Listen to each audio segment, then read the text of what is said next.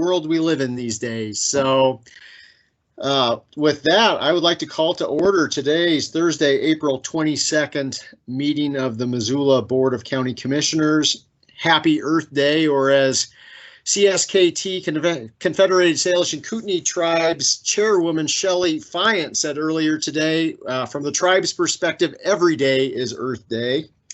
And so I'd like to begin with a land acknowledgement, which we read at the beginning of each of these public meetings. Missoula County acknowledges that this event takes place in the Aboriginal territories of the Salish and Kalispel people. So at this time, if you could please join me and let's do the Pledge of Allegiance. I pledge allegiance to the flag of the United States of America and to the republic for which it stands, one nation, under God, indivisible, with liberty and justice for all. Thank you, Violet.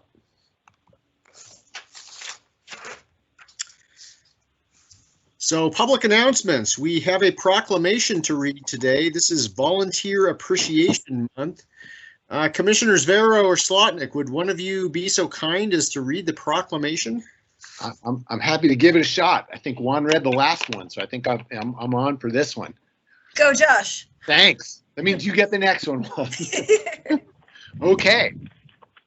Whereas volunteers are one of the county's greatest resources, and whereas volunteers had to adapt to the changing needs of the community during the pandemic, and they showed their resilience and creativity in finding new ways to help people and encourage others, and whereas these volunteers improve our community with their dedication, willingness to share time and expertise, and ability to meet community needs to make a lasting difference, and whereas we wish to honor and recognize volunteers collectively and the many contributions they make that enhance Missoula County's quality of life. Now, therefore, we, John Angen, Mayor of the City of Missoula, and the Missoula Board of County Commissioners, in coordination with Missoula Aging Services, do hereby proclaim the week of April 18th to the 24th, 2021 as Volunteer Recognition Week.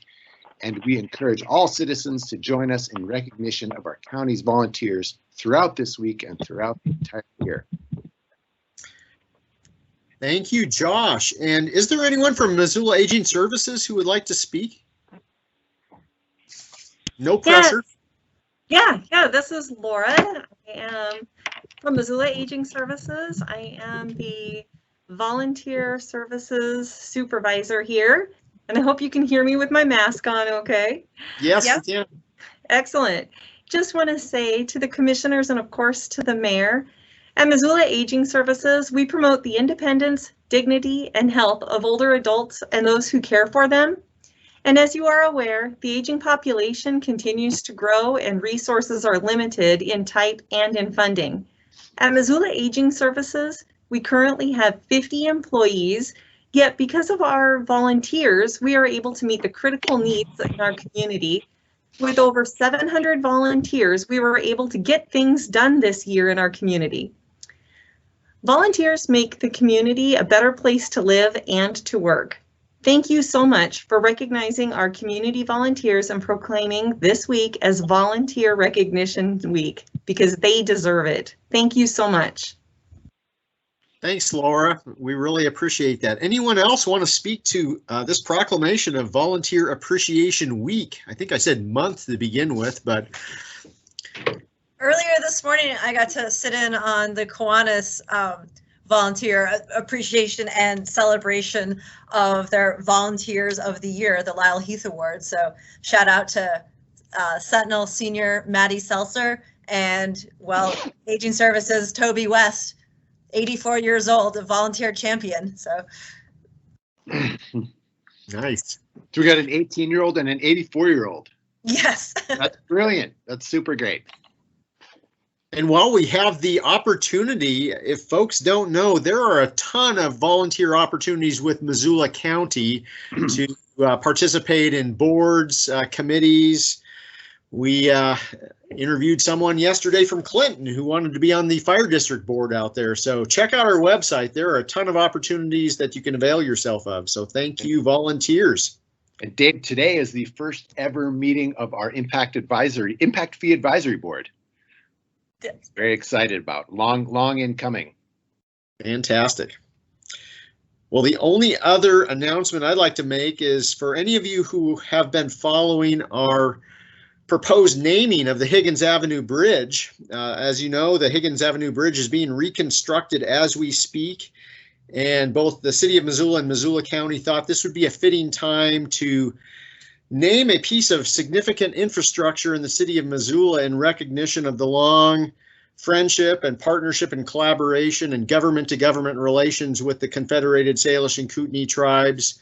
So this very morning, the Transportation Commission over in Helena adopted the name of the Higgins, what was generally known as the Higgins Avenue Bridge. We will now refer to it as the Bear Tracks Bridge in recognition of the Bear Tracks family as an important family in the tribal life here in Missoula Valley for generations upon generations, and also to reflect the fact that this is an opportunity for redemption by way of an earlier version of this bridge, and near this bridge was the path by which the Bitterroot Salish in 1891 were forcibly removed from the Bitterroot Valley to the Flathead Reservation.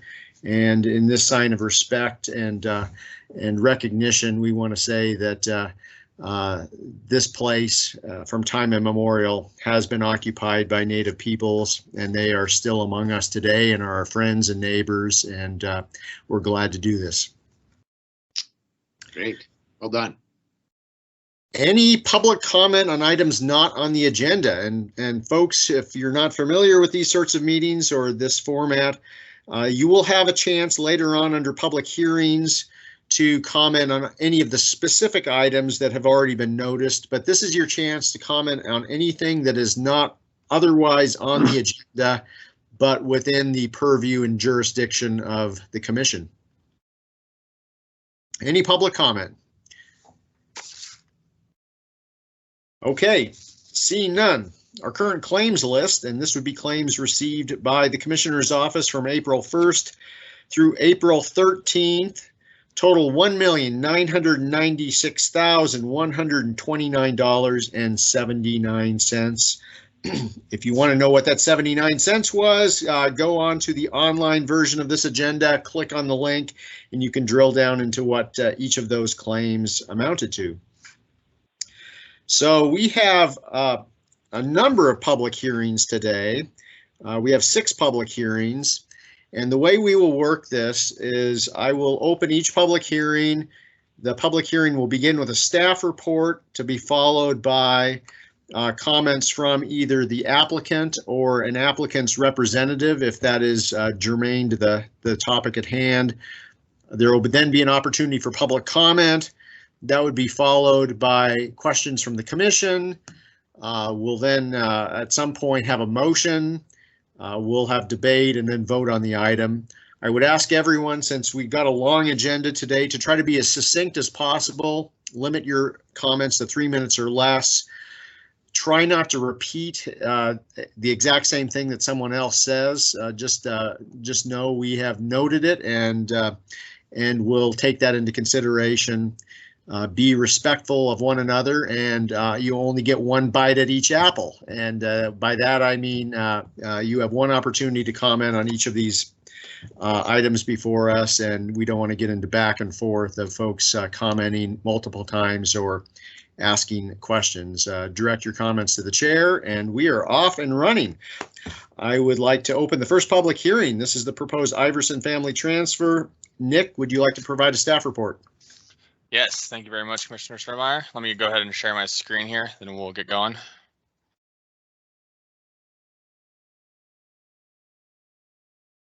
Just want to confirm everyone can see my screen? Yes. Perfect. So welcome, this is the Iverson family transfer. First, I'm going to start with some background in the project. So the location of the proposed transfer is about a quarter-mile south of Highway 200 East in Potomac, Montana. The property is currently unzoned. The growth policy document that covers this area is the 2002 Regional Land Use Guide. That guide designates this area as open and resource with a density of 1 dwelling unit per 40 acres under that category. It is also within the activity circle for Potomac. Those circles are meant to be areas of higher concentration development. Next, I'm going to add some further background. I know on Monday we asked about conservation easements in the area. So blue is any easements that are surrounding in the area. Yellow is the highlighted parcel. Next, we'll go into existing on-site conditions. So the parcel is 13.55 acres in size. On-site, there's one home that's occupied by the claimants. The address is 31580 Potomac Road. And then Susan and Leslie received this property in 2003 via a deed of trust. Next, going to go into the proposed conditions if the transfer were to be approved. The claimant's adult son, Justin, would receive tract B2 at 6.45 acres, while the claimants would retain tract B1. This does include their home. This new density would be 1 dwelling unit per 677 acres. And the exemption application states that these are to remain single-family residential. The exemption application was sent out for HG comment. The only comment received was from the Missoula County Water Quality District. Sorry, that they noted that wells in the area do have seen elevated arsenic levels, and they do recommend testing for impacts to groundwater. That would be done during sanitation review, but they will need a well permit regardless when they do go to drill a well. As with any family transfer request, we check for rebuttable presumptions and general evasion criteria. So I'm going to go through any points that were triggered during this review. Rebuttable presumption number 8. This is to do with what the proposed division is on a tract that has previously been created through the use of a family transfer exemption. This is applicable. A member of the Iverson family created the parent tract on June 7th, 1993, using the family transfer exemption. This can be shown in COS 4239. Getting into the general evasion criteria, general evasion criteria number 14 was also triggered here. Like we said, the density, if approved, would be 1 dwelling unit per 6.7 acres. So this would exceed the 1 per 40 that the 2002 Land Use Guide does recommend. It is also currently already not in compatibility with that land use document too. And just one more note about the activity circle being areas of concentrated development. General evasion criteria number 8. This has to do with impacts that would come up during subdivision review. And this is just, we would note here that the high levels of arsenic would be mitigated during sanitation review and subdivision. So now I'm going to go over the family transfer questions with the claimant. Can I have are the claimants in the line here? I think I saw them, Leslie and Susan. Yeah. Leslie or Susan? Hey, yes, I'm Les. My wife Sue is here. Here we are. Awesome, thank you. Thank you. Just did that first part for me, asking this to state your name for the record. So I'm going to just ask you a series of questions here that we ask for every family transfer proposal. So question number 1, did you buy the property with the intent of dividing it? We did not at the time, and no, we didn't. But understanding that at some point, if one of the family wanted to come home, get involved in a ranch, why that might be something we would do, and it is. Perfect, thank you. Question number 2, do you or your transferees intend to transfer the property within the next year? No. Awesome, thank you. And question 3, have you talked to anyone at the county about going through subdivision review? No. Awesome, thank you. And then based off of staff analysis, staff is recommending approval of the proposed transfer. Thank you. Les or Susan, do you have anything else that you'd like to add, or do you have a representative who you would like to speak to this? No, we don't, and we're just glad that we can do this. They have the kids home, and they've taken over my portion of the ranch, so they need a place to live close by, and it is. And so we're happy that this is going to happen. Thanks, Mr. Iverson. Is there any public comment on this proposed family transfer? Okay, and just a reminder for folks, if you are online and want to comment, please use the raise hand function. If you're just on the phone, unmute yourself and try not to talk over others if possible. With that, we'll close the public hearing. Questions from the commission? So, Dave, I don't have a question so much as a comment that given that this property is adjacent to is attached to and adjacent to a much larger chunk that's in a conservation easement and will never be developed, I feel personally okay with that. This creates a higher density than is called for in the long-term land use plan, given that there will never be any more. That this in effect is kind of clustering with permanent protection, given that it's already in an easement, and I'm okay with that. Thanks. And isn't it, Les and Susan, isn't it your conservation easement that's to the south? Yes. Yeah, that's my understanding too. Yeah. Yeah. Yeah, ours and my brother Denny at the time. Yeah. Yep. In 07 we did that with the understanding that we would like to keep it in agriculture. Yeah. Nick, I do have a question for you. Could you just talk a little bit about the significance of the activity circle? It's a bit of an artifact of past planning efforts, but what sort of level of density or intensity of use is called for in that?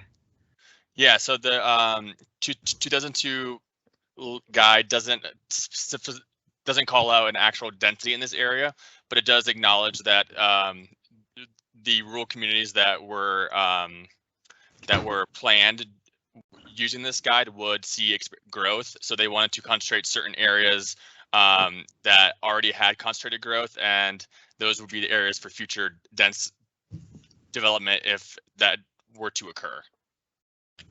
Okay, so a little less than half of this property is within that activity circle. Correct. Okay, thank you. Any other questions or a motion? I'm going to make a motion to request that the board approve the Iverson family transfer. I'll second that. Okay, any further discussion on the motion? Seeing none, all in favor? Aye. Glad Justin is home. All right, thanks Les and Susan. Thank you. Thank you, commissioners. Thank you. Thank you, Juanita. Thanks, Nick. Thank you all. Take care. Okay, moving right along, we'll open the next public hearing. This is the Waldo Road and George Cates Boulevard proposed rural zoning district. And Bailey, would you like to bring us up to speed here? This is not the first time we have seen this. No, commissioners, thank you very much. This is kind of the last hurrah of this kind of process, actually. So what we're going to be talking about is the Waldo Road and George Cates Boulevard rezoning application. And you guys can see my screen, correct? Okay, I should have made sure about that first. So the property is, this is kind of just a big overall picture for everyone.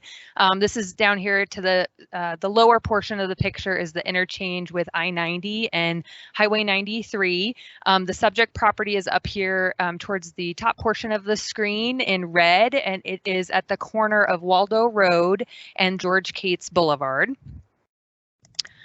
So some of the zoning around it, so the property is currently unzoned. The majority, basically everything in the picture that does not have a color on it is unzoned. So only the things that are colored actually have a zoning.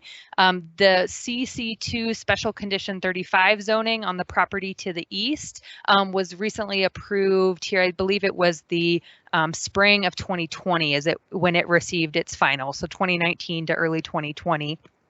And so you can see some of the other areas kind of further to the south and east of Highway 93 are also zoned. So the proposed zoning district, the applicant is working to connect to the City of Missoula sewer system. However, in order for the city to allow that connection, the property does have to be zoned. So that's why we're in this process. It's a rural zoning district, which means it would be only specific to this property. It's not a district that would be, you know, a standard district. It's creating a density that's actually not currently existing within our zoning regulations. It would fall between the CA3 and the CRR1 districts with a recommended density or maximum density of 1 dwelling unit per 2 acres. They're also doing some modifications to the setbacks, and they're drastically reducing the potential permitted, conditional, and special exception uses. So this project has been going on for quite a number of months. The planning board held a meeting and heard the request February 16th of 2021. And they discussed topics such as potential for future annexation, the submitted public comments, the difference between zoning regulations and subdivision regulations. And they ended up recommending approval of the request 8-0 with the 2 recommended conditions of approval from staff that I'll get to here in a second. And then the Board of County Commissioners heard the request on March 11th, and you guys also discussed the submitted comments, the difference between zoning regulations and subdivision regulations, and the water quality district and concerns with some of the higher groundwater in this area. Ultimately, you did approve the resolution of intent to zone 2-1, or excuse me, 2-0, not 2-1. So since that meeting, we did post the legal notice for the resolution of intent on March 21st and March 28th, and that started that 30-day protest period or 30-day window. Which did end April 20th. We did get 2 additional comments that came in opposition to it. They are both located outside of the zoning district boundary. One of the comments is within the 300-foot mailing radius for our mailing notice, and the other one is actually outside of that 300 feet as well. Staff is recommending that the board adopt the final resolution, subject to the 2 recommended conditions of approval, which are under Section D of the proposed regulations, permitted uses, we would have them add residential accessory buildings and uses. They list agricultural accessory buildings and uses, but didn't list anything about residential. So this would cover a detached garage or a shed, you know, those typical things that we allow in all of our residential districts. And then under Section C, general standards, we would have them add that the construction of basements is prohibited and that the lowest floor in all utilities, including ductwork, be constructed a minimum of 2 feet above the highest adjacent existing grade. This is the exact same wordage that was on the zoning that was approved in early 2020 that I talked about to the east. So it's exactly the same, keeping everything the same with those properties. So at this time, that's what I had to present for you because this is the final resolution for adoption. I do know that Eli Surveying is on the line as well if you had questions more in depth, but I do have a proposed motion for you guys for today. Thanks, Bailey. Would the applicant or applicant's representative, namely Eli and Associates, would you like to speak to this? This is Joshua Phillips with Eli and Associates. I really don't have anything to add to this. It's just a matter of horse and carriage, which one comes first, and we needed zoning in order to propose a development that utilized the sewer. Okay, thanks. Well, this is a public hearing. Is there any public comment on this proposed rezoning? Don't be shy if you'd like to comment. Hi. Hi, go ahead. Introduce yourself if you could. Whoops, am I unmuted? Can you hear me? We can hear you. Who are we speaking to? You're speaking to Judy Lubeck, and I'm one of the owners here at Jim and Mary's RV Park, which is, if you don't know, located on 93, right across from that intersection with Waldo Road that you're talking about. And I don't really have a specific comment about the rezoning. My concern is with the traffic, any additional traffic at that intersection. I'm not sure if you're all aware, there was another accident, a very bad one, just a few days ago. And it seems like we're constantly hearing more crashes out there, and very concerned with the additional or any additional traffic without a traffic light at that intersection. So I just wanted to make sure that that's on everybody's mind as you're approving rezoning and additional residential or whatever building on either side of 93 North in this area. Am I 3 minutes up? Oh, no, you're good. Yeah, thanks, Judy. We appreciate that. My understanding from a meeting we were in last week is that after the construction is completed, which I think there's going to be major construction out there later this year, there will be a study that will follow on the heels of that will be looking at such improvements as signalization at I'm not sure if at that intersection we're talking about there, or certainly at pinch points out there along Highway 93. Thank you. Okay, okay, thank you. Thank you. Additional public comment? Yeah, do we just chime in? Yeah, if you're on the phone, I can't see your hand raising, so just chime in and please identify yourself. Okay, yeah, my name's Alex Gray. Sorry, I just tried to attend the meeting in person. I didn't know you guys were going online or on phone with it. There was nothing on the website that said that. I'd suggest that maybe you guys should add that to the county website. Good to know. We've not met in person for over a year, so we'll make sure that gets known. Yeah, that's amazing that they didn't make it to the website then. But yeah, my concern, I've actually been working for your COVID response team in the call center for the last 3 months. And I just have some concerns about that. Basically, the whole time I worked there, everybody that worked in the call center was great, but the management didn't seem to want to abide by the mask mandate. And I had complained to them about this. And they had said basically that according to the county rules, you only really need to wear a mask if you're within 6 feet of somebody for longer than 15 minutes. Alex, I'm going to have to cut you off here because the public comment is pertaining to the item at hand, which is the rezoning out at Waldo Road. Okay, sorry, I don't know how these meetings are set up. I thought it was like open to whatever public comment you wanted to make.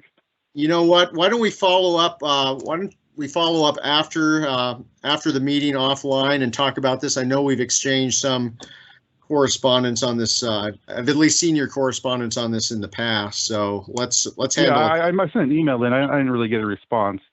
But it is something that concerns me. So yeah, I'd like to bring it up at whatever time is appropriate for it. Okay. Yeah, let's do that. And is this the best number to reach you at here? Yep, absolutely. Okay, 6715. Okay, we'll have someone get back in touch with you. Thanks, Alex. No, that might be it. It's 406-594-4729. Okay, sorry about that. End up calling the wrong person. You'll just call me at some time? Yeah, right? Yeah, you'll just call me at some time then? Yes. Okay, thank you. Thank you. Thanks, Alex. Is there additional public comment? Yep, you bet. Additional public comment on the Waldo Road and George Cates Boulevard proposed rezoning. Okay, I will close the public hearing on that right now. And questions from the commission?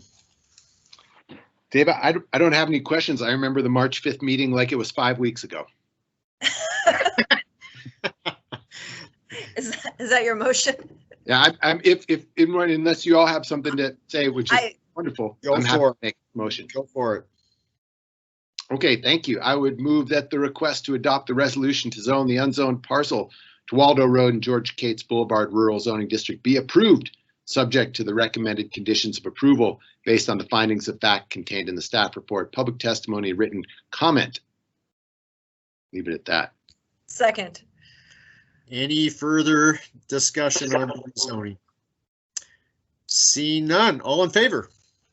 Aye. Aye. All Thanks, right. Bailey. Thanks, everyone. Thank you. Thanks, Bailey. You bet. All right. The next two items are related, and these will be kicked off by Shannon Terrio. We have an emergency ordinance adopting the health code and an ordinance to adopt the health code. First reading. There is a distinction to be made there, and we will let Shannon and whoever else, Shannon, you would like to support you in this, describe it. Great, thank you so much for having this on the agenda. Really appreciate it. So I know that the commissioners are aware of this, but for people who have not been following the legislature or all of the legislature so closely, let me start a quick slideshow to go through. House Bill 121 is one of a number of bills that the legislature this year has considered that addresses in some fashion the authority of the health board and the health officers. This particular bill has been signed by the governor and has an immediate effective date. And so the immediate effective date has us scrambling a little bit to figure out the right way to implement it. The bill does have some confusing aspects to it, but we, after talking with our county attorneys and talking with city and county leadership, have decided that the most conservative approach to make sure that the health code is enforceable and in effect is to ask the BCC to go ahead and adopt the health code in whole by reference. And so last week the health board met and they passed a resolution as is contemplated in the law for the health board, for asking the BCC to adopt it. The other thing about this bill is that the governing body for city county boards of health, the local governing body for city county boards of health is not spelled out as clearly as it would have been had an amendment been put on. However, we also know that there is interest in looking at the interlocal agreement that created the City County Board of Health. And so after meeting with city and county leadership, it was determined that it's appropriate for it to default to the Board of County Commissioners to be that local governing body. So with that context, and also with help from the county attorney's office, it was suggested that the best way to adopt the health code, for BCC to adopt the health code at this point, would be to adopt it by reference. And so there's already current law 75108 that anticipates that there are times where you would want to adopt an entire code by reference and explains how you would do that. And again, going back to that immediate effective date, this also allows, this section of law also allows the Board of County Commissioners to adopt it as an emergency ordinance. And the emergency ordinance would be in effect for 90 days. So the process that we're looking at for this is that I already talked about April 15th, the health board passed the resolution, and today is April 22nd. And so the Board of County Commissioners is holding a public hearing. And what we're hoping for is that the Board of County Commissioners will adopt the emergency ordinance today to be in effect for 90 days. And then to also at the same time begin the regular ordinance process. And so the idea is that there would be a first adoption today, then there is posting and time for the public to take a look at it. And then you would have a second hearing on it before the regular ordinance could be adopted, and we're proposing for that to be June 3rd. That would allow, if the BCC does approve that, it's 30 days before that regular ordinance goes into effect, and it would go into effect before the 90-day emergency ordinance would be would expire. And that's really important to just make sure that our health code continues to be applicable and be enforceable, but ultimately to protect public health, public safety, and the environment. We want to make sure that there's no gap.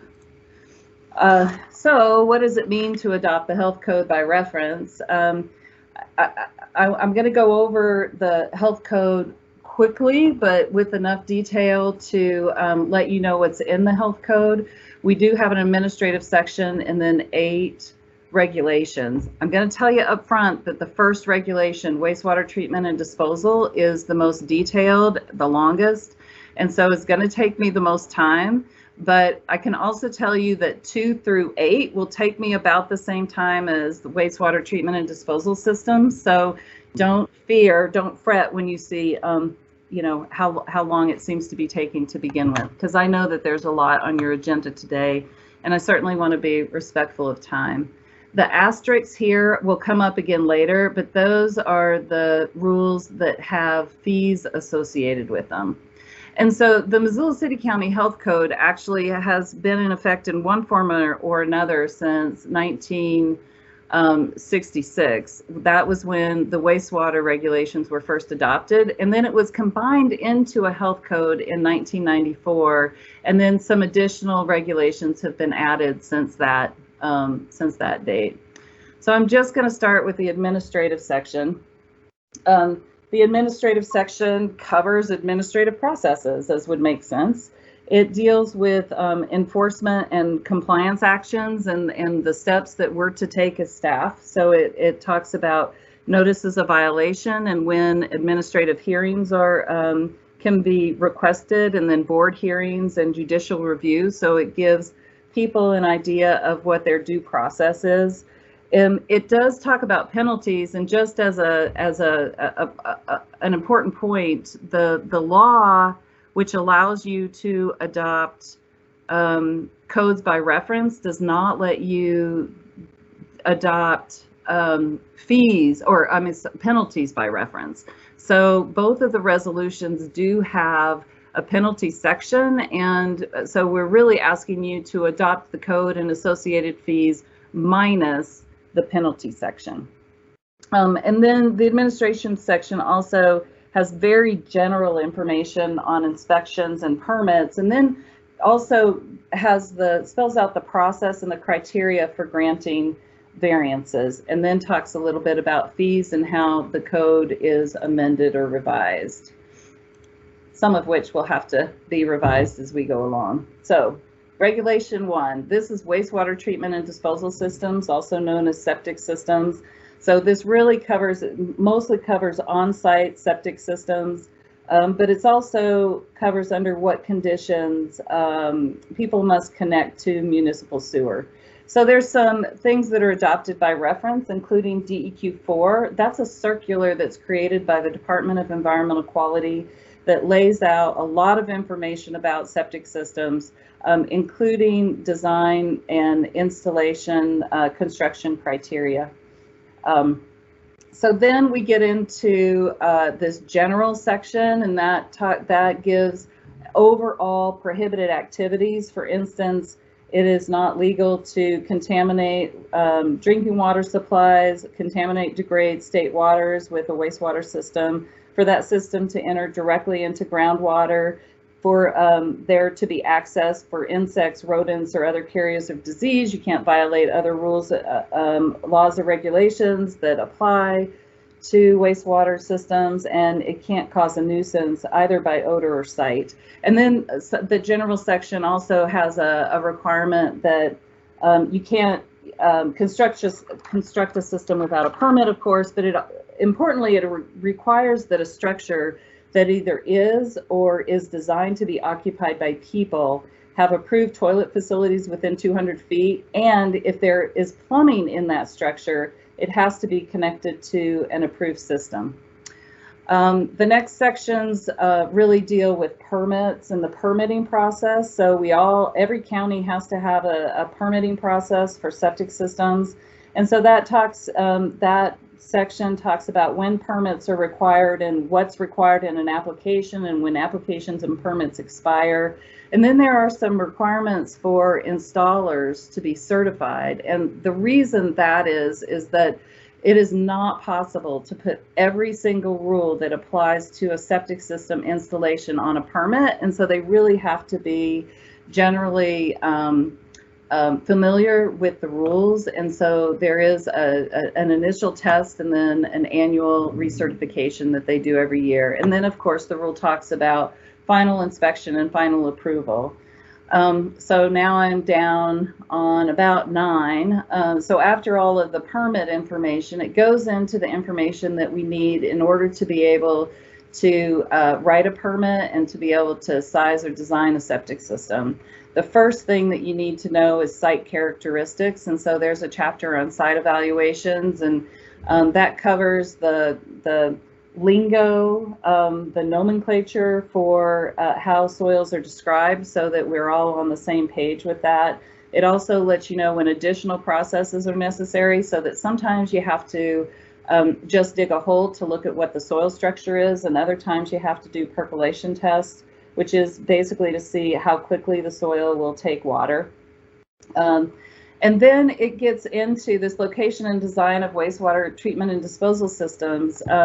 Looks at, there's some prohibited locations. You can't have a new septic system in the floodplain or on a steep slope. And then there's also the horizontal and vertical separation requirements. You can't be too close to a drinking water well or to surface water or to groundwater. And then it talks about when groundwater testing is required.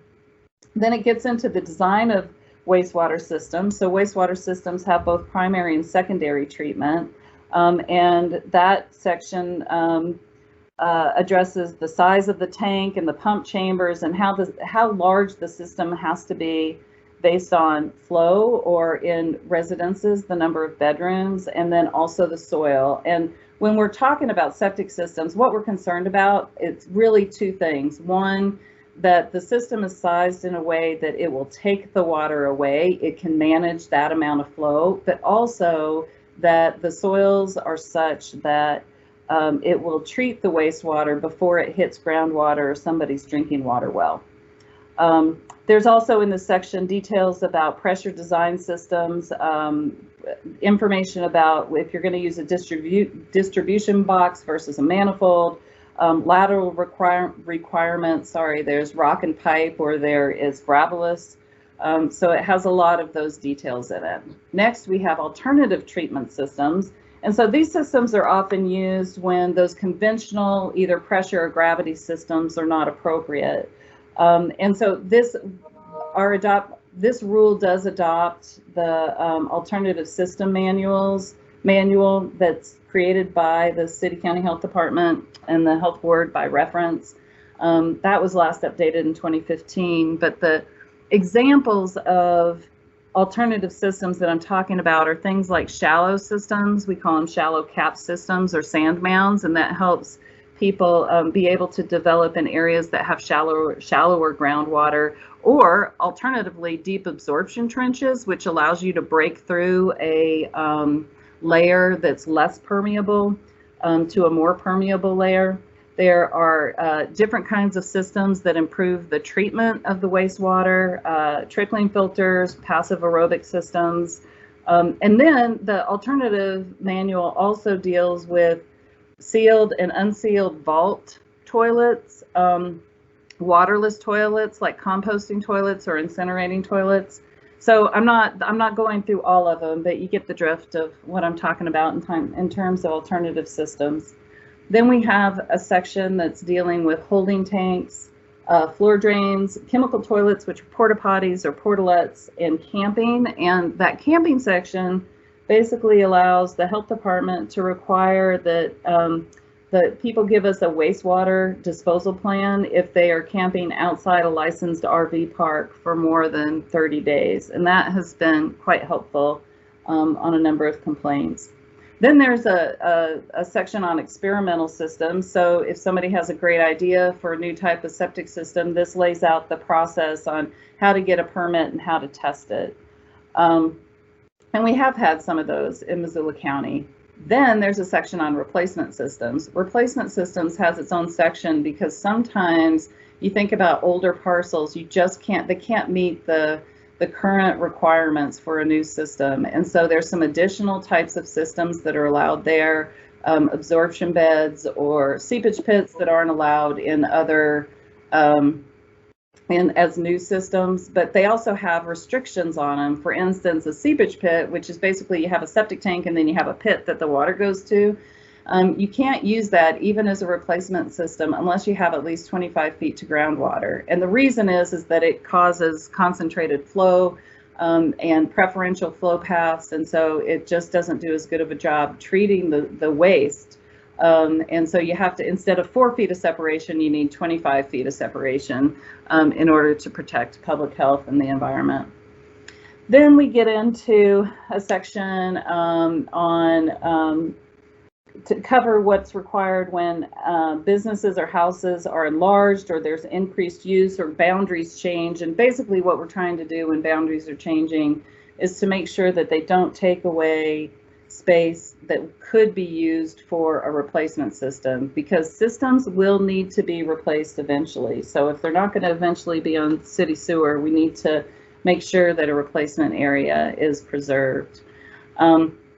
Missoula has something kind of unique in that we also require that systems, when they're no longer going to be used, certain systems be abandoned, and that's septic tanks, cesspools, and seepage pits. There are examples across the country of animals or people falling into them and getting hurt if they aren't abandoned safely. And so basically what that means is, yeah, you can dig it up and remove it, or you can crush it and fill it in just so that there's not a hole in the ground waiting for somebody to fall in. Then there's a section on multi-user and public systems. So those that have three or more users. And then finally, special management areas. And so special management areas, we have several in Missoula County. And these are areas where there are either notable issues or notable opportunities. And as an example, the Missoula Wastewater Treatment Plant Service Area is a special management area. The concept there is that sewer is planned for that area. We want people to know that septic system use is temporary until sewer gets to that location, because that really is a better way to prevent environmental degradation and public health impacts of sewage, is to have it go to the treatment plant. There's also Rattlesnake Special Management Area, which has surface water. It really is designed for surface water, drinking water protection. And then there's a special management area out in Frenchtown because there was a groundwater contamination issue that was identified. And then finally, Seeley Lake, where there was a nitrate issue in groundwater identified.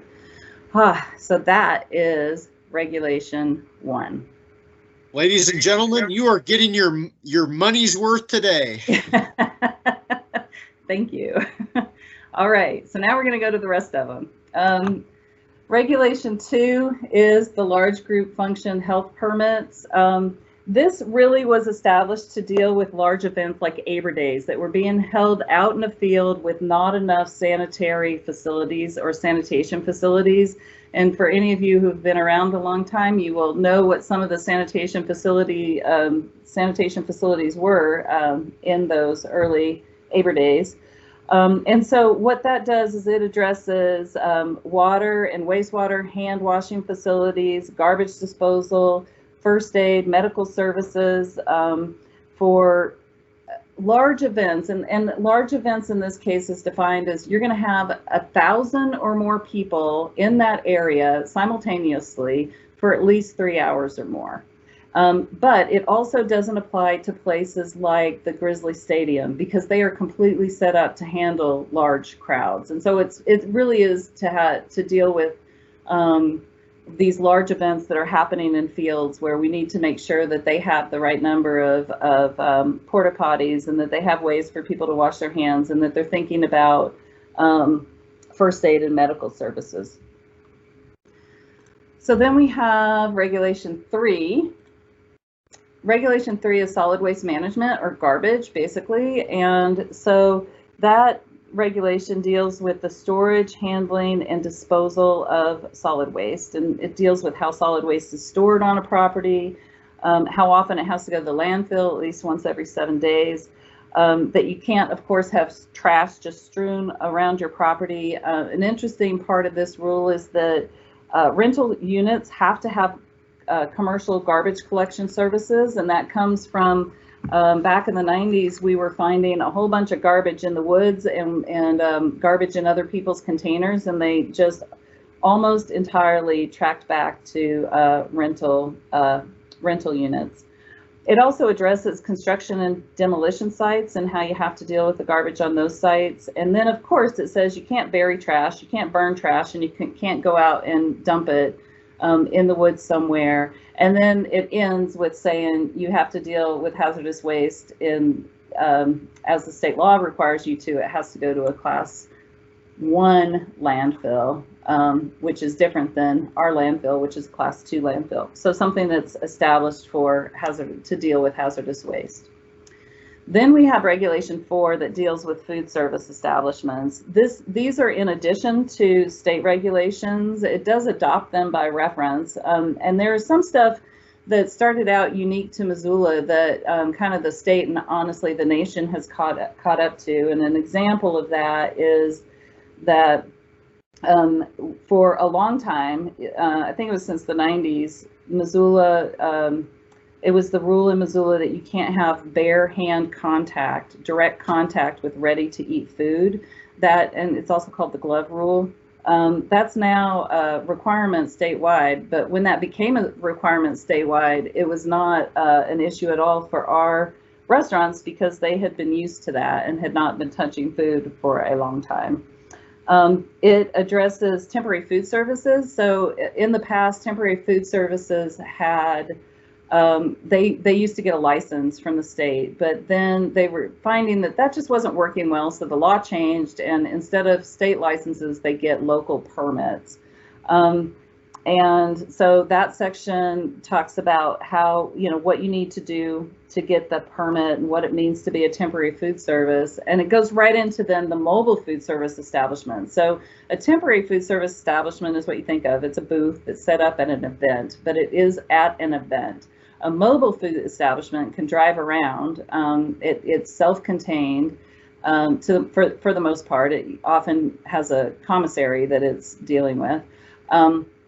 And it can basically serve food anywhere. And so what we find in food service is there really is a continuum of business plans and opportunities. And so these rules help make the distinction better than the state rules did about what's a temporary food service and what's a mobile food establishment. And then the state law does allow us to have reinspection fees under certain conditions, and those conditions are you've been to the business at least twice and the same violations are present, and so then you can charge a reinspection fee. And so this establishes that, and that really has helped us get compliance. Then it goes on to talk about under what conditions the health department can close a restaurant, and it's really nice to have this spelled out in the rule. And so that's what that does. It talks about under what conditions we can close a restaurant, or we would close a restaurant. It's things like imminent and present danger to public health, there's an outbreak associated with the restaurant, or there are high risk critical violations that haven't been corrected and pose a threat to public health or food safety. And then it also, that closure section also explains what the process is for reopening and for staying open. And so it's very much a process section there.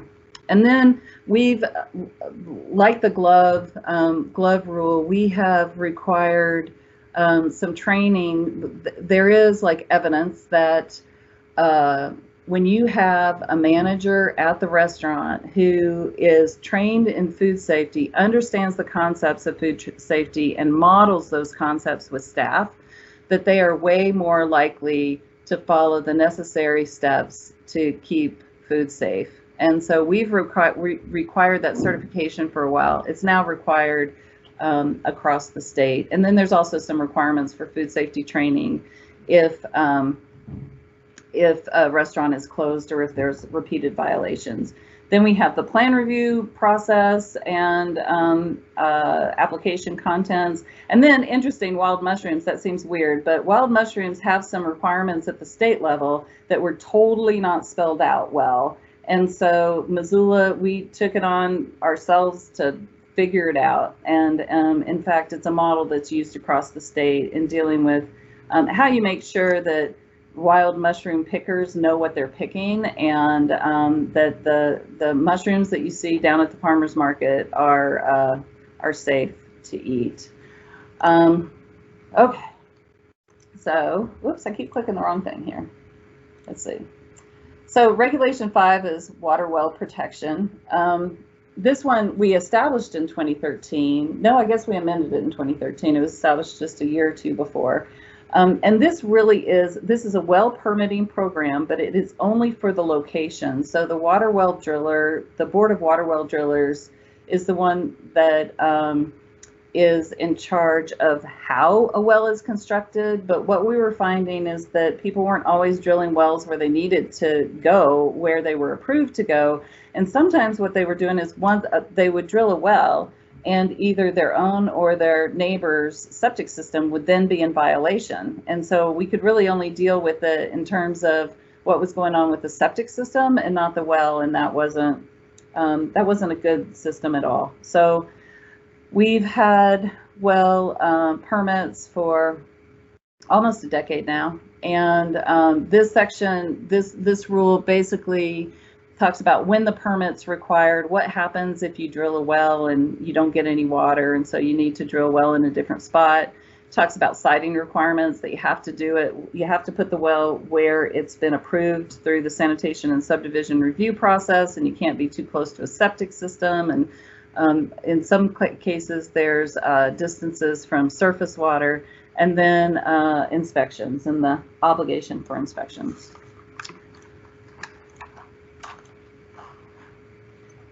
Regulation 6 was first adopted in 2012, and so it must be the wells must have been 2011. So initially, so the drop-in childcare facilities, childcare is regulated by DPHHS, but the drop-in centers, there was just a hole. There was a regulatory hole that if they wanted to, they could license with the state, but it was optional. And what we found is, I think it was both a pertussis outbreak and a whooping cough outbreak, and then some sanitation issues that were coming up in some drop-in childcare facilities. And so we worked with the facilities, and we proposed this rule, which has since been copied by other health boards in some of the larger counties in the state. And so this rule, basically, the requirement is you have a choice. You can either license with the state through their optional licensing program, or you can get certification by the health department. And so the certification by the health department covers water, wastewater, and solid waste disposal, different health things, including immunizations and medication safety. Then food safety, of course, cleaning and sanitizing, which are important in a daycare, diapering and infant care, and the sanitation requirements around those, and then inspections. And then again, it goes into the reasons why the health department would close a place, and it's very similar to a restaurant in that there's an imminent and present danger, there's an outbreak associated with it, or there continue to be high-risk critical violations at the facility that we just are not able to get them to correct. And then, for something entirely different, we have rabies control. And so this rabies control, it used to actually be in the county's animal control ordinance, but looking at the authority, there was a decision made that the health board had better authority based on the communicable disease authority than the county commissioners had at the time. And so this rabies control ordinance was put into the health code. So it incorporates a couple of documents that create the scientific basis for the rabies control, the National Association of State Public Health Veterinarians, and then the Public Health Association's Control of Communicable Disease Manual. It goes on to explain the role of the health officer and of the sheriff. And so the sheriff has a role that's created in Title VII, which is, I guess, in the spirit of having it all in one place, also in this rule. And then it also talks about the animal control officers and the role of animal control officers, and specifically their responsibility for record keeping and documentation. They have the ability to impound animals, and that if euthanasia becomes necessary, that it be done in a humane way. Jeff Dara is on the call, and I can tell you that we limit euthanasia to the absolute degree possible. So rabies goes in to talk about rabies vaccination requirements for dogs, cats, and ferrets. Basically, they have to be vaccinated when they're 3 months and older. There's some exemptions if an animal can't take it, if there's a health-related issue, and some animals do have that. It addresses wildlife and hybrids because the rabies vaccinations really aren't designed for those, weren't produced for those types of animals, and so there's some question about how effective it is in those animals. And then it prohibits the sale, adoption, or giving away of a dog, cat, or ferret over 3 months unless it's been vaccinated. Then it goes into bite reporting. And so it is a requirement to report bites to animal control. And then it talks about the process for investigating rabies exposure. And what I can tell you is that it really is a partnership between animal control and the health department's ID, infectious disease nurses, to try to figure out what the possible exposure was and what the risk is, because rabies is 99.9% fatal if once symptoms appear. And then it also talks about the impoundment of the animal that did the biting, and it's different if the animal was vaccinated than if it wasn't. So if it's not vaccinated, it will be held at animal control. If it has been vaccinated, then there may be an opportunity for them to quarantine that animal at home. And then the last one, Regulation 8, is trailer courts and campgrounds. And really what this regulation does, it's also, there are some state regulations, it adopts those, incorporates those by reference. But what it does is it establishes a reinspection fee, and the reinspection fee is the same as those in place for food service establishments. And it's a tool that we're able to use to get people to comply. And it has made a difference since it was first adopted in 2017 in people paying attention to the inspection reports that they get and taking care of public health and safety hazards in trailer courts. So then the last thing I need to talk about is fees, and you saw this earlier, but I've highlighted the fees that are associated with the health code. And then these are the fees that have been attached, and they're in the packet as well. And so it's groundwater monitoring, the large group function permits, fees that have to do with licensed establishments, fees that have to do with septic permitting, site evaluations, a general staff work per hour fee when it's not covered by this. And there's not very many times that we've used that, but there have been a couple of times when that's been appropriate. Subdivision submittals, well permits, and then a variance application. So I'm not sure if the commissioners prefer to have a recommended motion put in front of them, but we're used to doing that for the health board, and I don't even know for sure that this is the right motion, but we are asking, we're hoping that you do two different things today. One is to adopt an emergency ordinance incorporating the Missoula City County Health Code by reference and the associated fees to be in effect immediately for 90 days. It expires automatically in 90 days. And then to approve the first adoption of the ordinance incorporating the Missoula City County Health Code and associated fees. And as I said earlier, the concept there is that in June 3rd, which is more than the time required in the statute, we would come back and ask for, if you approve the first adoption, then we would ask for the second and final adoption on June 3rd, which would allow the regular ordinance to go into effect before the emergency ordinance would expire. So that, all right. That's the presentation. Thanks, Shannon. Shannon. Shannon, is there anyone else from the health department who was queued up to speak? And before they do, and eventually we'll want you to pull back up on the screen the motions. Maybe I misheard you, but I thought you said we could not adopt fees by reference. Did I mishear that? That's what I thought you said too. Yeah, I misspoke. I didn't mean to say fees. I meant to say penalties. And so the ordinance, the administrative section of the health code does have a penalty section, and it's based on what the health board was allowed to penalize somebody, which was not less than $50 or more than $200. But then the ordinance penalties are different, and it's like up to $500 plus 6 months of incarceration. And I need to look real quick if we included that or not, but it's in the resolutions that you have in front of you, there is a section 7, that has penalties.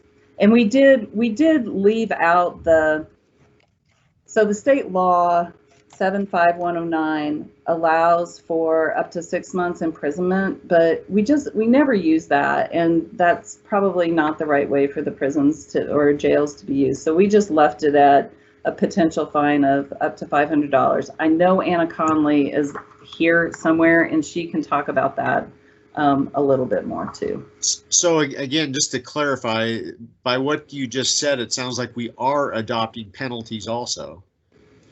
Yeah, what you can't do is adopt them by reference. I'm sorry, I'm not being very clear. So we have to have you not adopt that one section in the health code that talks about penalties, but you can have a penalty section in your ordinance. So that's me to do some clarifying, Shannon. That would be so awesome, Anna. Anna Connolly. So prior to HB 121, if somebody violates the city county health code, there is a penalty in the code for violation of that code.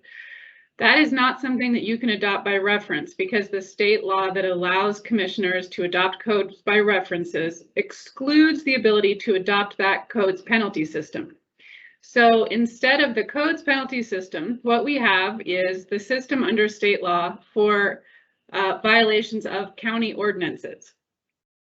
State law says that if somebody violates a county ordinance, it can be a misdemeanor, which can result in a fine or imprisonment. And we have taken off that imprisonment piece, and it's our office that we don't really use criminal charges for health violations, because we don't want that fine or imprisonment. What we want is the person to stop violating the health code and to come in compliance with the health code. So instead of a fine or imprisonment, what we're looking for is injunctive relief for the person to do or not do something.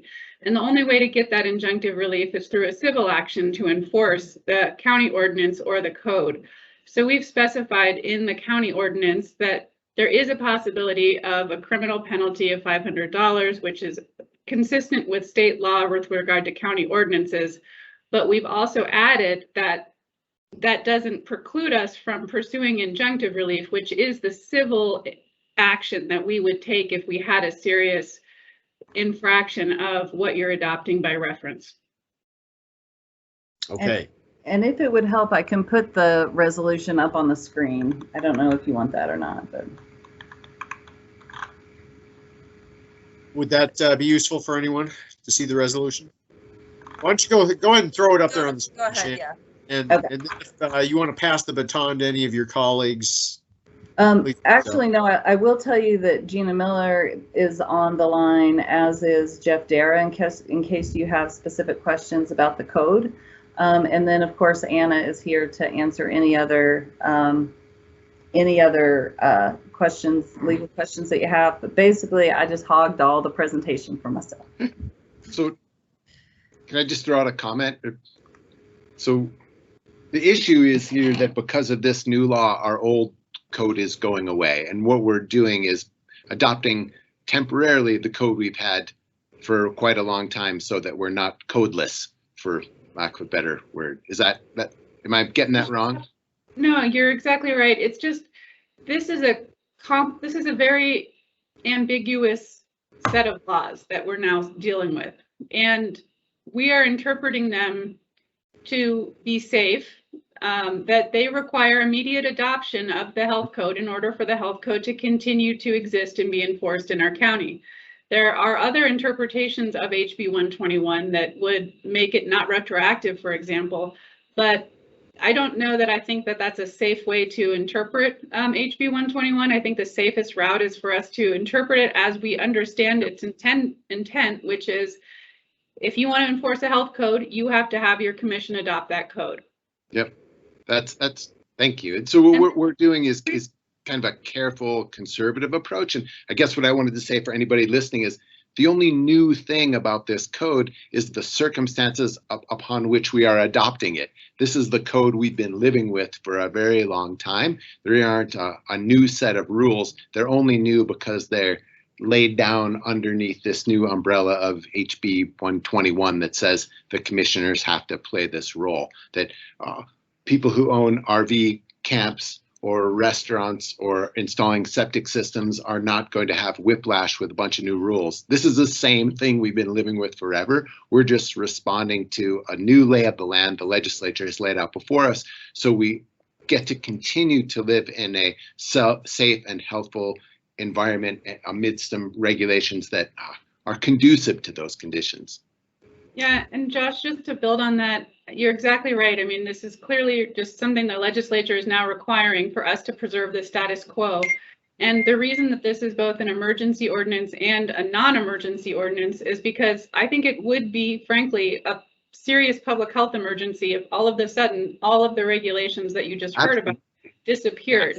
That would be a real number. I mean, it may not be that that's the case of what would happen, but we don't want to take that chance. So we're being as cautious as we can for public health in our community.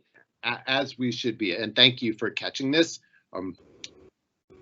Yeah, thanks a lot. We would not have seen this in the word soup that is this legislation.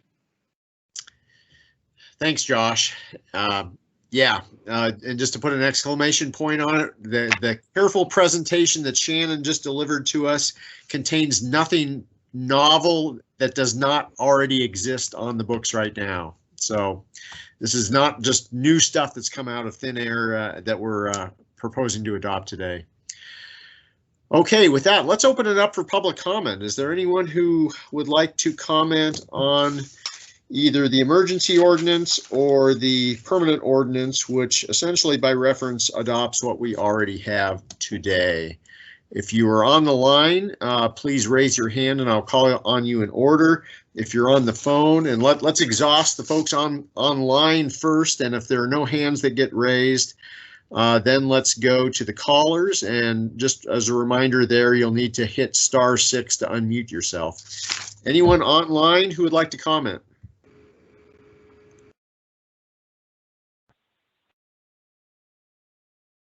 Okay, seeing none. Anyone on the phone who would like to comment? Just go ahead and unmute yourself and introduce who you are. My name is George Hart, and at one point Shannon mentioned that there was 25 foot to groundwater. I have to point out that groundwater depth varies during the season, and so I'm thinking that probably in June is the highest groundwater that we have. So it's a small thing, but you know, you might want to think about taking those tests or referencing the groundwater in June. You could do that in parentheses. That's it. Thank you, Mr. Hart. Anyone else on the phone who'd like to comment?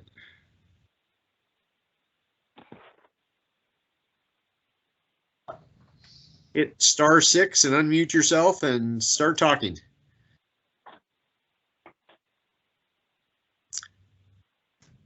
I see someone who's unmuted with 8245 as the number. Would you like to speak? That is George Hart. Oh, okay, George, sorry. I don't know how to remute myself. That's okay. That's okay. It's always a challenge. Anyone else like to comment, either online or on the phone? Okay. Seeing none, we'll close the public hearing. Any questions from the commission? I guess my question, Shannon, anything that you'd like to address as far as Mr. Hart's comment, as far as depth goes, and is that something that in a future iteration of the regulations ought to be addressed in some manner? Actually, when we are looking at distance between groundwater and the surface to determine what type of system is appropriate, we do look at high groundwater. It might, you know, it might not be the highest groundwater in the highest year, but it is what we look at already is the high groundwater. So in most cases, you're exactly right. It's in June. And in some places where it is influenced more by irrigation ditches, it can be in the early fall. Thank you. Josh or Juanita? And the timeline again, so what we have to do today is Shannon, why don't you pull up those motions again, please? Sure.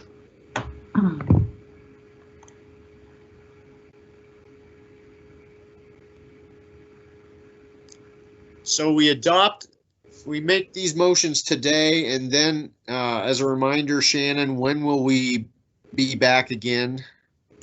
We'll be back again June 3rd. Okay. To ask for the second and final adoption of the ordinance.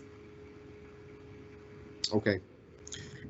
Okay, I move to adopt the emergency ordinance. Is there another word? It has to be called the emergency ordinance? Yeah, okay.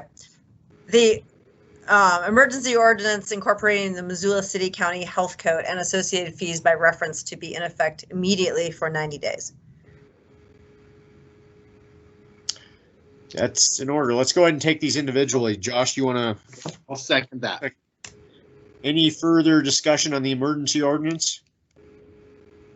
Seeing none, all in favor? Aye. Okay, next. All right, I would move we approve the first adoption, the ordinance incorporating the Missoula City County Health Code and associated fees by reference. Second. Any further discussion on that motion? This is Anna. I'm not sure if Shannon mentioned this, but the actual ordinance, it expires 60 days after a new interlocal is executed.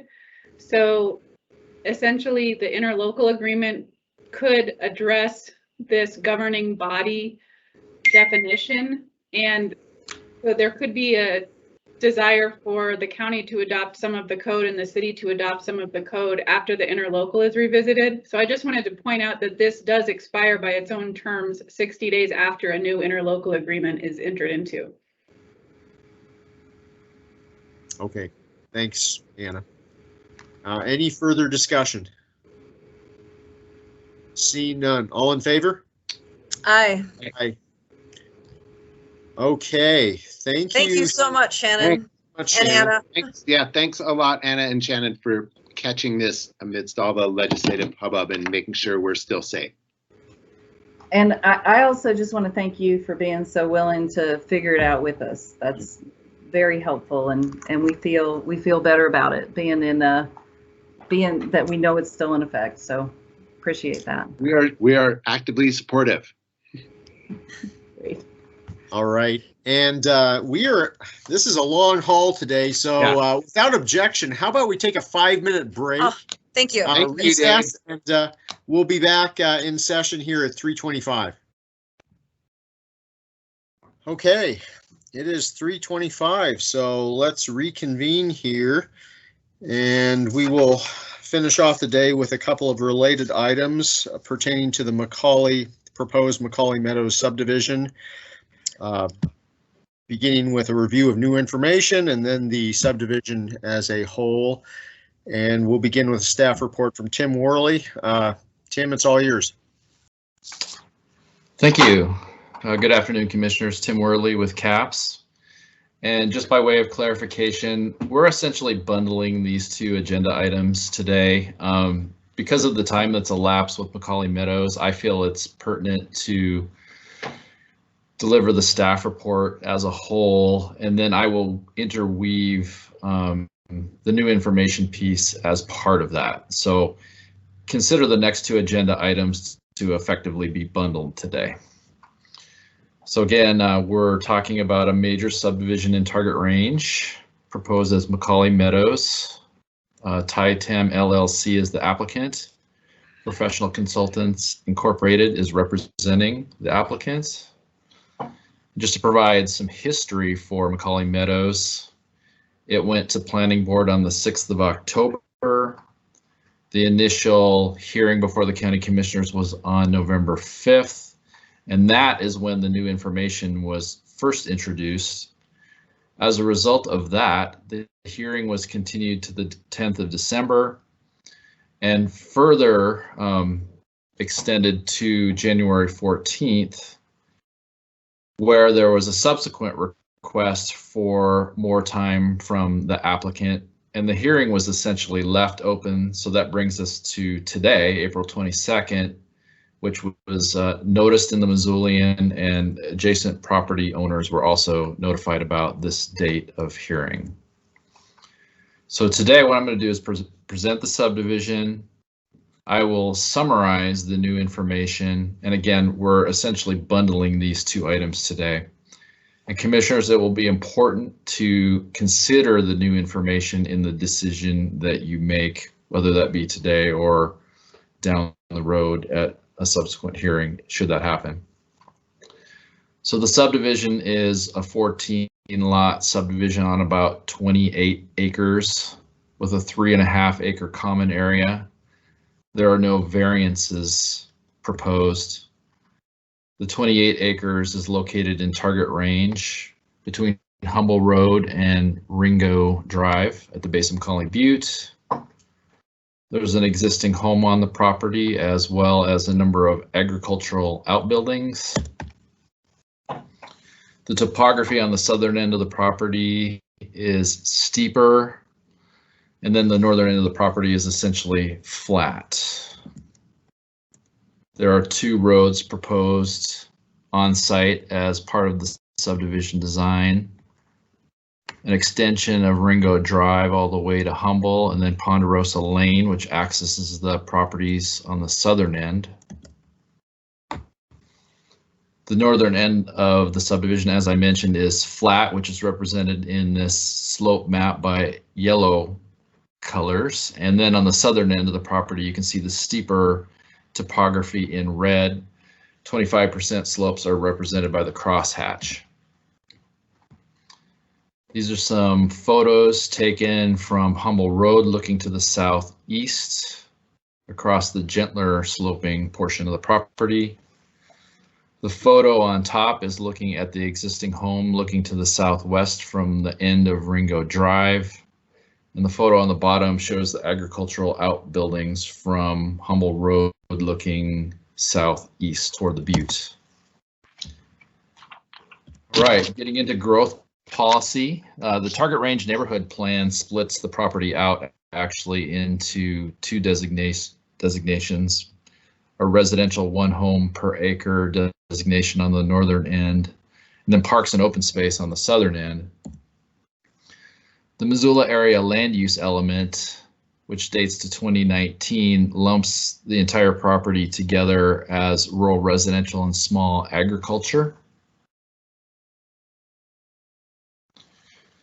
The target range neighborhood plan designates the property as having low suitability for residential development based on soils, large acreage, an agricultural history, and a lack of municipal water and sewer.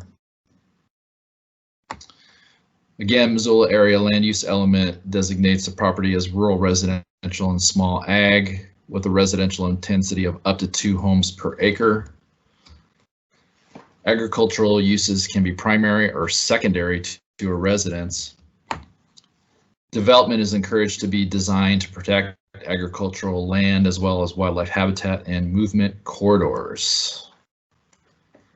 This subdivision complies with the local zoning, which is the Target Range West End Rural Zoning District, which allows for residential uses with a 1 acre minimum lot size. We concluded that the subdivision complies with zoning. However, it does not comply with the growth policy. I should note that our recommendations for the subdivision are not based solely on the growth policy. So on to agriculture. On the northern portion of the property that's flat, that's mostly prime farmland as designated by the NRCS. The toe slope portions of the property are not prime farmland. There is an irrigation ditch that runs through the property. It's a Missoula Irrigation District ditch that returns to the Bitterroot. There's a roughly 3.5 acre common area proposed for agricultural impact mitigation. The net acreage ends up being about 2.66 acres.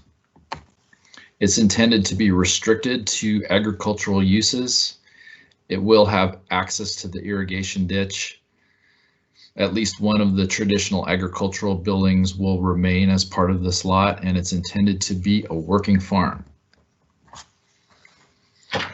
We found that portions of the common area are a bit steeper. That's that red color up against the new road, Ponderosa Lane, that's proposed. And this portion of the common area will therefore have, in all likelihood, lower productivity soils. We concluded that there's actually more opportunity for contiguous prime farmland acreage.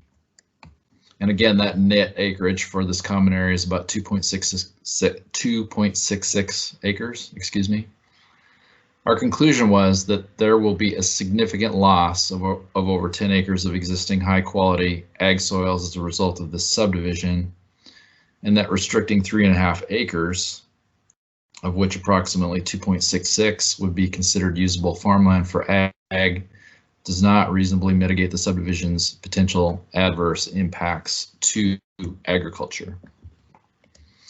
Adequate mitigation of adverse impacts would require redesign, in essence, a new subdivision.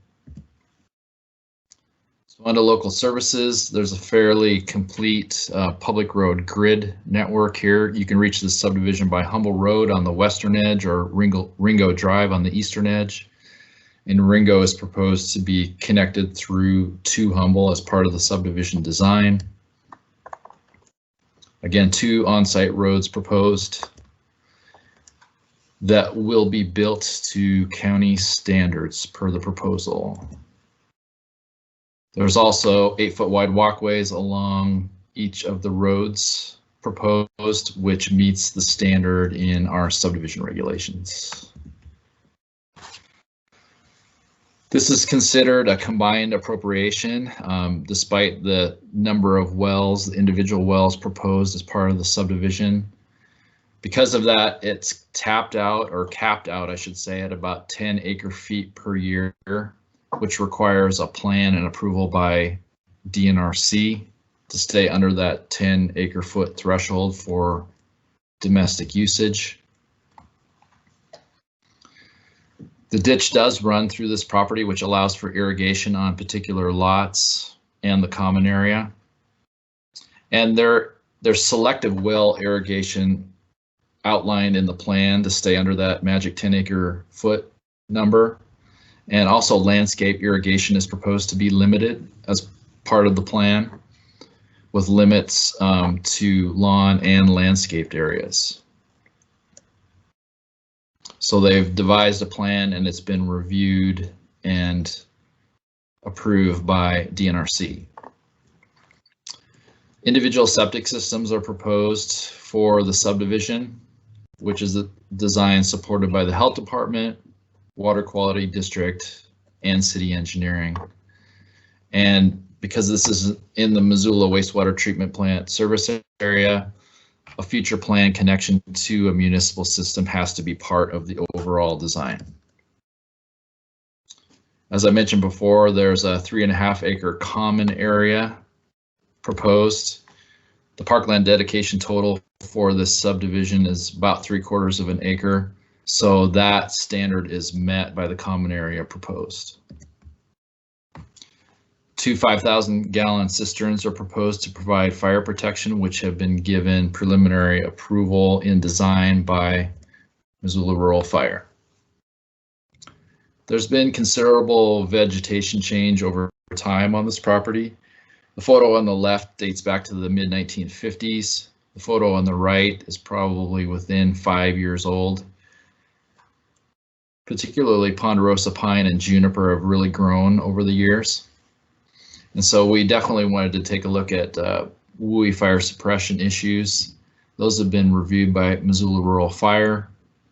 The conclusion was that there's moderate wildfire risk with this subdivision. I should also note that the sheriff's office will be available to the subdivision in a manner consistent with its distance from the property and the ease of access.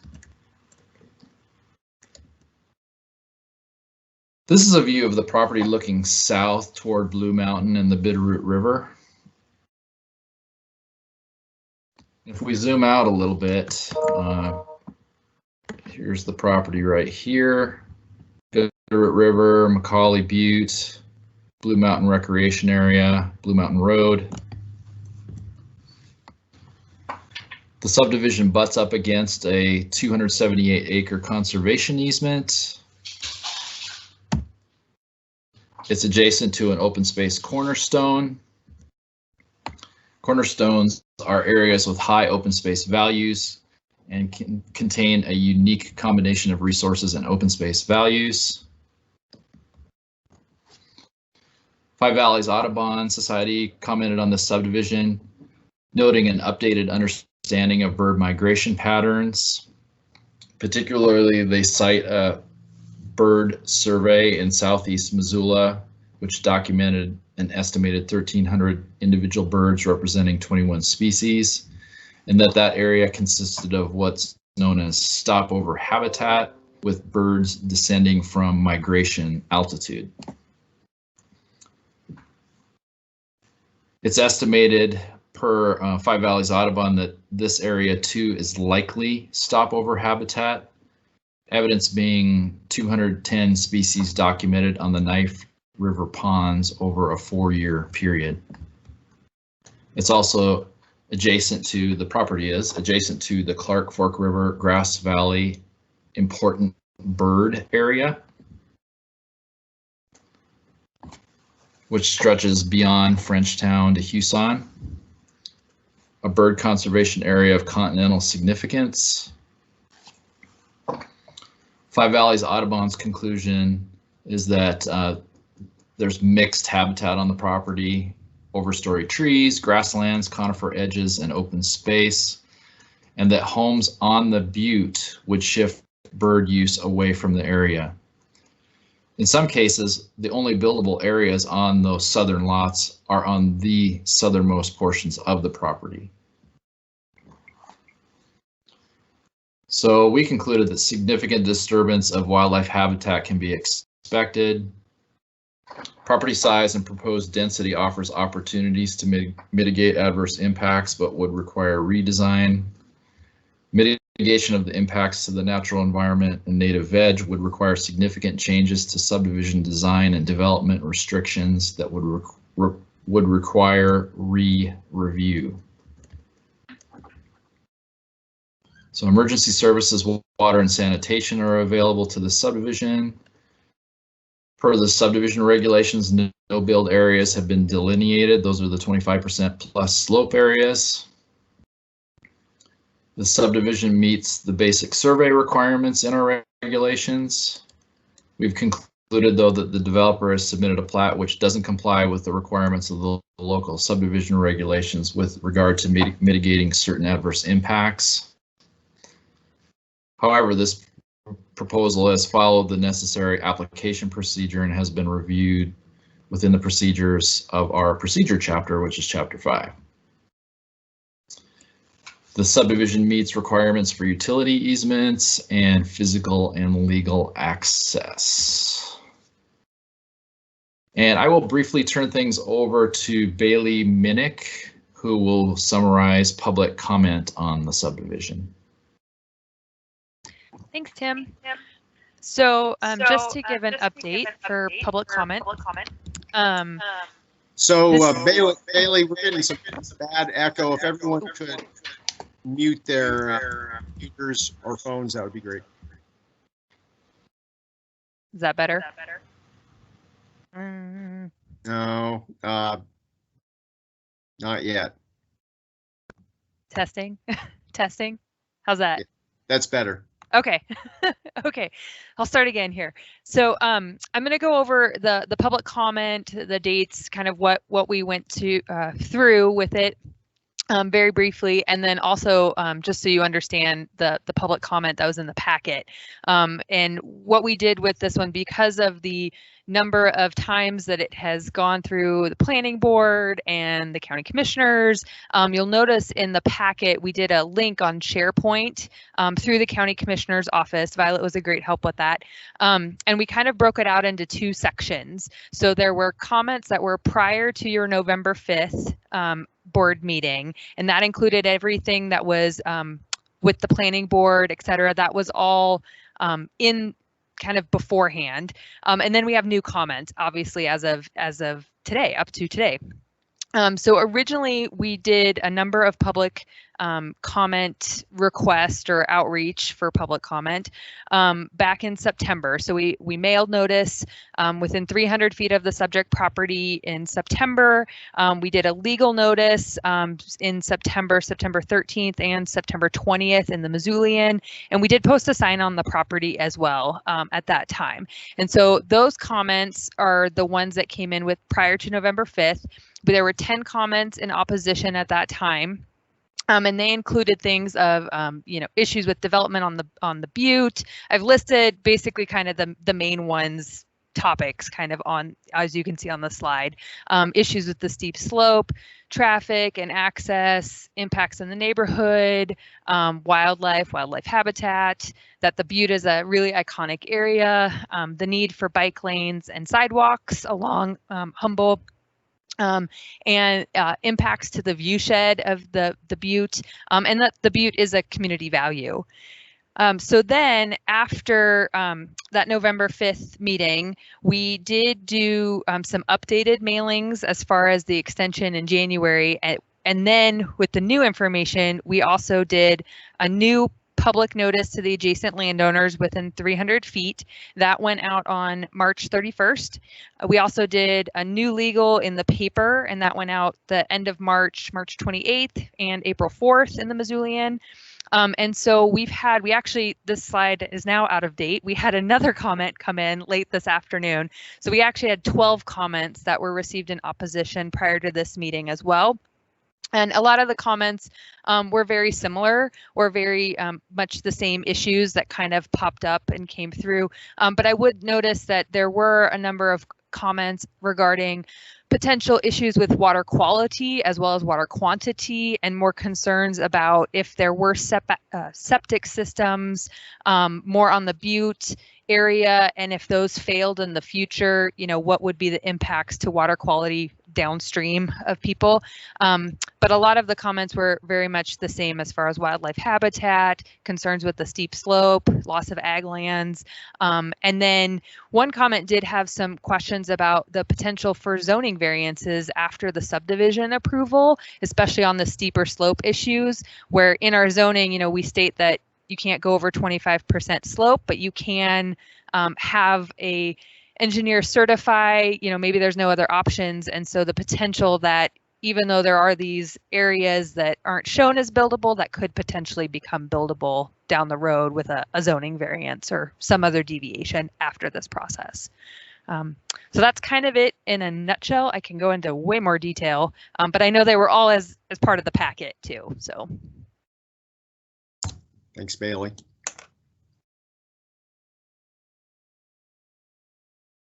Tim, you're muted.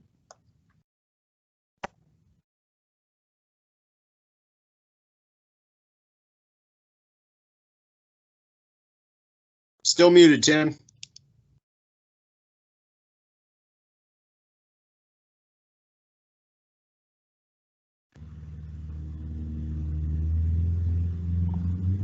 Hey, you're back with us.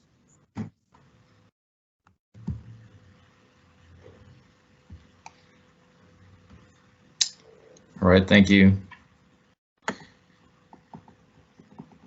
Yeah, feel free to move me out of the frame there. All right, dating back to planning board in October, just a summary of planning board's comment. They asked questions about unmitigated adverse impacts with this subdivision. Their concerns surrounded impacts to agriculture, wildlife, and wildlife habitat, and the natural environment.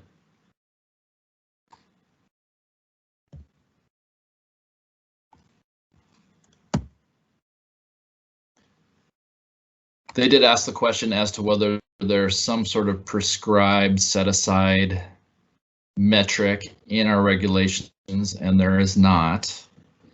In the end, they recommended denial with 7 votes of aye. Now, we've mentioned the new information. It actually is a separate agenda item today.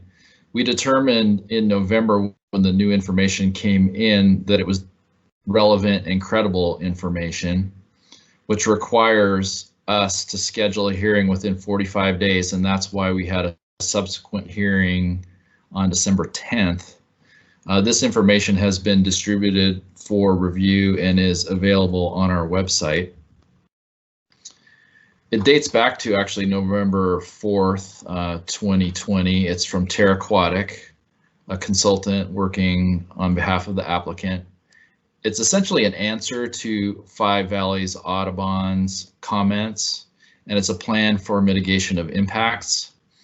And today, commissioners, I'm not going to represent the depth of what is proposed, but this is a graphic attached to the memo from TerraQuatic's original memo back in November, showing additional plantings intended to mitigate impacts to bird and bird habitat.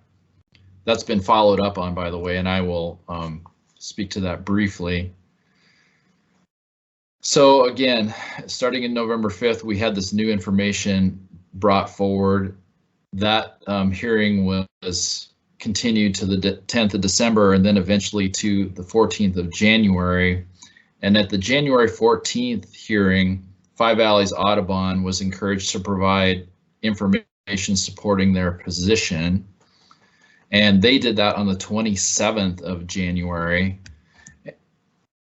And what they provided included survey information regarding the important bird area, night flight project mitigation research, Knife River Ponds bird list, as well as Christmas bird counts in the Macaulay Butte vicinity.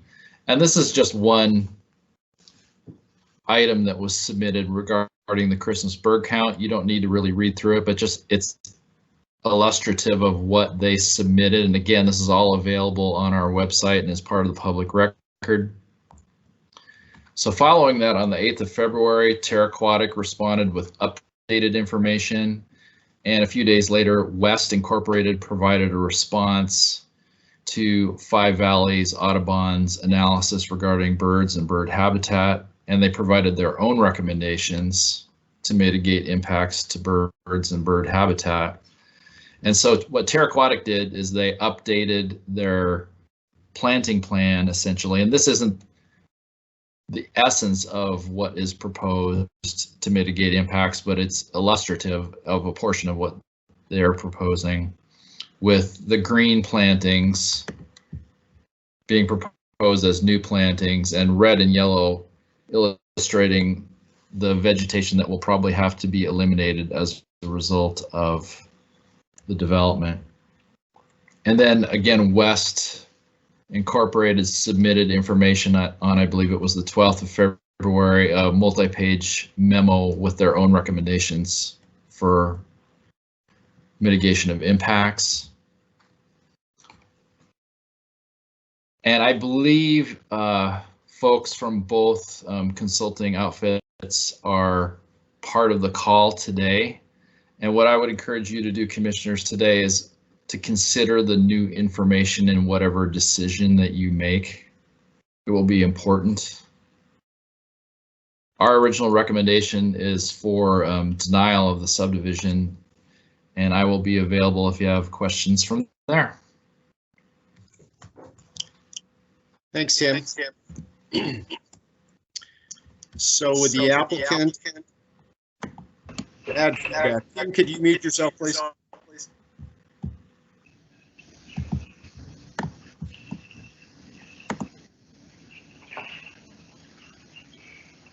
And someone is still unmuted out there, but let's go ahead and try this. Would the applicant or applicant's representatives from PCI like to present at this time?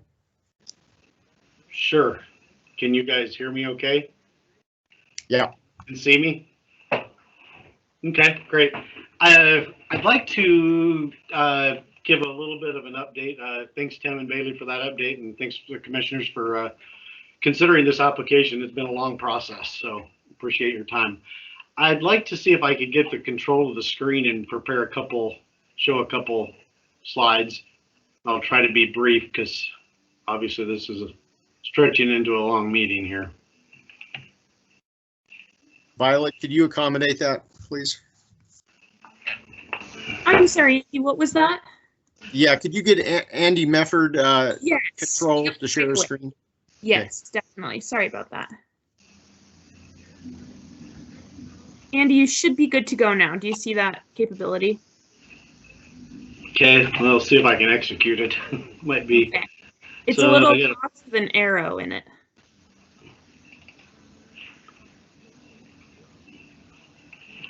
I'm assuming you don't see it right now? No. We do not. Let's see here.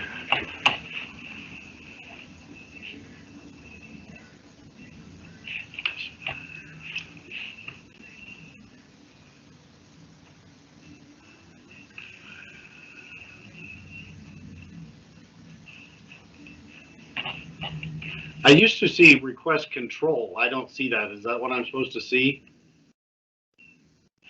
No, Andy, it's in that top bar. It should be right by your camera and microphone buttons, and it's a little white box with an arrow in it. We're making progress. Oh, there you go.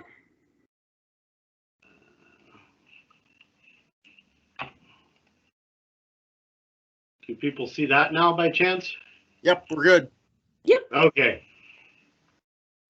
So what I put together here is just a couple overviews.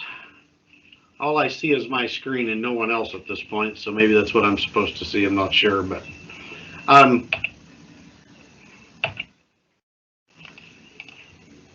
so I wanted to just highlight a couple elements. The first, I guess, is a kind of an overview of why the McCully Meadow subdivision could and should be approved.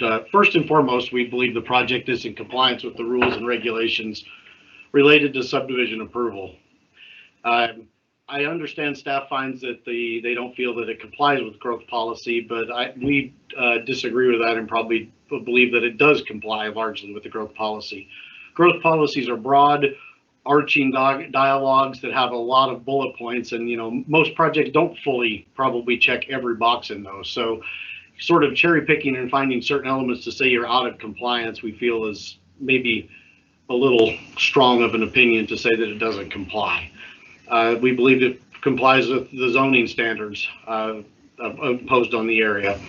The project's in compliance with the 2019 land use plan.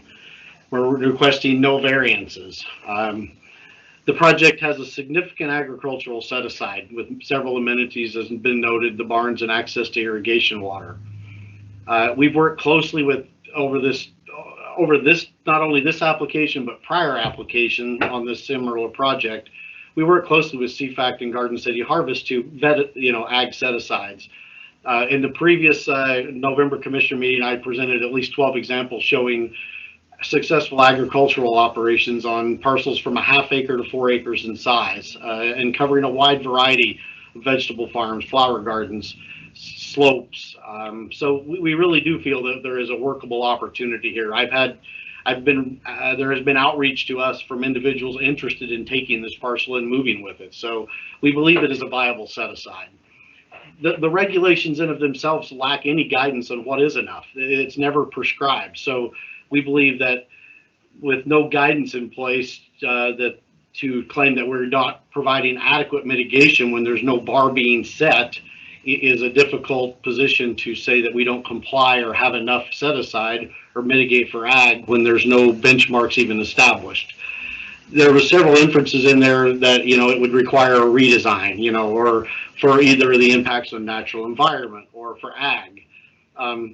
The likelihood, if this project were to come back for a redesign, with the likelihood of a Senate Bill 211 maybe moving forward, that will be known today, I believe. The next project that presented on this subdivision could have 0 set aside. I think Tim showed it was 0.75 acres of common area. And so I think now is a good opportunity to bring this to fruition so that people can have some set aside and then preserve some ag. There was discussion about 10 acres lost. Well, 3.5 acres is still being preserved. So really there's like 7 acres or so, and we can get into the, the change of that deal. But the full loss, there's only about 10 acres over a total of prime ag land to begin with, and 3.5 is preserved. So it's really not a 10-acre loss. There was some voicing over cornerstones and view sheds. That's sort of a similar inference that I made earlier about the ag. Again, there's no view shed zoning. So this deal of holding someone accountable to a belief that the project isn't meeting a standard when no standards are in place for zoning or view shed zoning is a difficult concept to say that you're non-compliant. Public opinion, there has been some public opinion against this project, obviously. Again, public opinion in of itself is not a criteria to gauge the subdivision on, whether it's a popular subdivision or not. We have criteria that we gauge it against, and the public has opportunity to bring concerns to the table that might be overlooked or some people might not be aware of. So that's an important element, but public opinion in of itself, I do not believe is one of the criteria. There was concern about the natural environment, specifically the birds. We have went and retained 2 experts to look at this project, and as a result, they have found reasonable mitigation that our client has been agreed to, and in many cases up the ante, even what was maybe even necessary. We've agreed to go above and beyond that for preservation to natural environment and protection. And we believe it's a good project. It's well thought out, and there's been a lot of accommodations for agencies and neighborhood commentary we've heard. This is a brief one, just talking about its proximity to amenities in the area. We had this slide originally, but to the school system, Fort Missoula, ball fields, open space lands. It adjoins, the conservation easement that Tim showed. So there's the project lies within good proximity to infrastructure. Andy, are you intending to advance your slides? The ag screen. The ag screen. We're only seeing the first slide. What do you see now? 2020 land use. Could you go to the presentation mode for PowerPoint?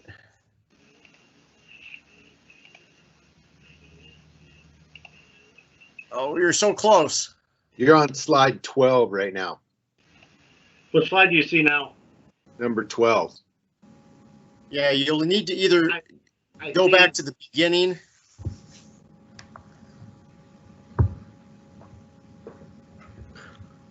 Hey, Andy, this is John Hart. I see John Kellogg in the background there. I know he's your company's expert computer guy. That's scary. So maybe you should let him take over there. I think what's going on is I had 2 slideshows up and you were seeing.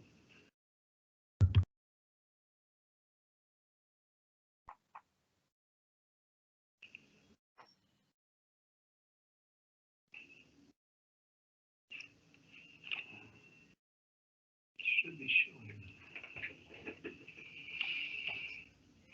What do you see now? You don't see Macaulay Meadows slide? Nothing.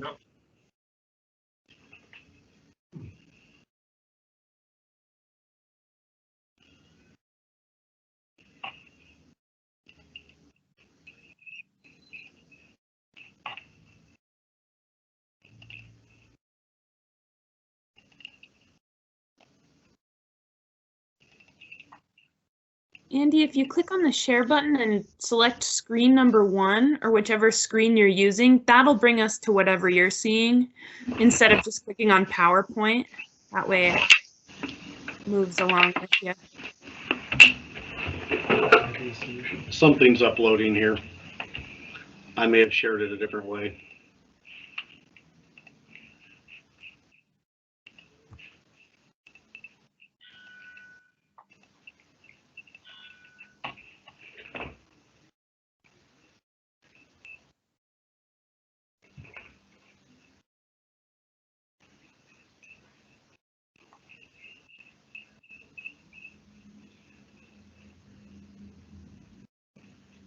Some Lupin and Macaulay Meadows. There we go. All right, let's try this one. So I guess I can click on the one. That was the overview slide I was just going through. This is the one I was referring to with the community infrastructure. Do individuals see that now? Yep. Thank you. Okay. Yep. All right. Thank you. So that's the slide that we were just talking about with respect to its proximity to infrastructure. This is a slide I think John may touch on. Tim had it in his presentation as well, but it's a slide that just shows the kind of the progression of the community and views that were vetted about this property, where it was at one point even labeled parks and open spaces, and through the 2019 land use plan actually expanded the use to residential and small ag while this application was even in process. This is a small illustration. Unfortunately, I wish I could blow it up a little bit more, but we superimposed into those building sites, if you can see the little red square where the 2 building sites would be on the proximity to sky view and other skyline things.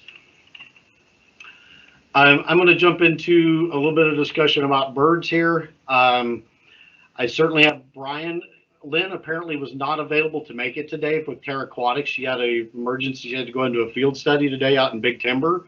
But Brian, certainly when I get into the technical side of the birds, I want him to talk about that. And then I think John has a couple things he would like to talk about. So once I'm done with that, then I'll either let John take over and do his, or Brian.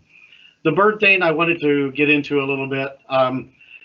The bird thing, this is sort of the non-scientific, more to the layman's approach to this bird situation that we got into in the natural environment.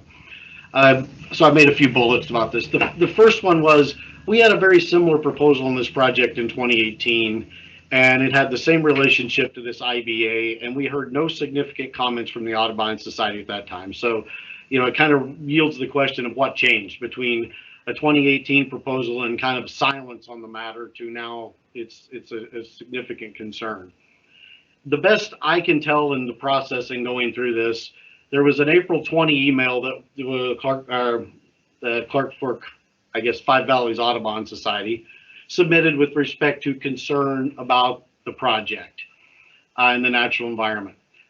PCI never really heard anything about where staff was going on this thing or anything until weeks before the final staff report was concluded. And at that point, we heard there was either going to be a no position, which I've never heard of yet, or a recommendation for denial. When this came out and we learned that there was recommendation for denial and concern about natural environment, I reached out to the Audubon Society on several occasions. I specifically asked, was there a conversation between April and staff's finding with respect to the unmitigatable impacts to the birds in the natural environment. And the Audubon Society, when I talked to them, said, no, we haven't had that discussion. I don't understand personally. This is a very technical aspect. It seems confusing to me how staff, without consultation with us and bringing in an expert, or with the Audubon Society, came to the conclusion that the effects on bird is unmitigatable. I mean, there are experts that deal with this. There's been numerous projects approved in this IBA since 2000 adoption, the 2008 adoption. The project has a lot of scrutiny with respect to its relationship to the IBA. This project is, as you've seen on other slides, and I'm going to show you a couple at the end of this presentation, it straddles the borderline between the IBA. If you look at that, there are some pronounced things about it that don't even physically make sense. The IBA, as just a layperson, when you look at it, there's great impetus put on the impacts to the Knife River ponds or the ponds. The IBA doesn't even cover the ponds in entirety. It barely covers the river corridor and reaches. It's very, very segmented. It doesn't follow wildlife patterns or anything. So it seems like it's sort of a rudimentary line that doesn't have a lot of basis to how that line is created. We got this science or the verification from the Audubon's position about this support of not mitigatable, but a lot of that support comes after conclusions are already made, which I don't understand. To me, the process is you look at the data, you look at the situation, and you find a fact or a conclusion. This was a deal that we found it said it's unmitigatable, and then we spend the time after that decision's been reached to support those decisions. It seems like there's an issue of sequence.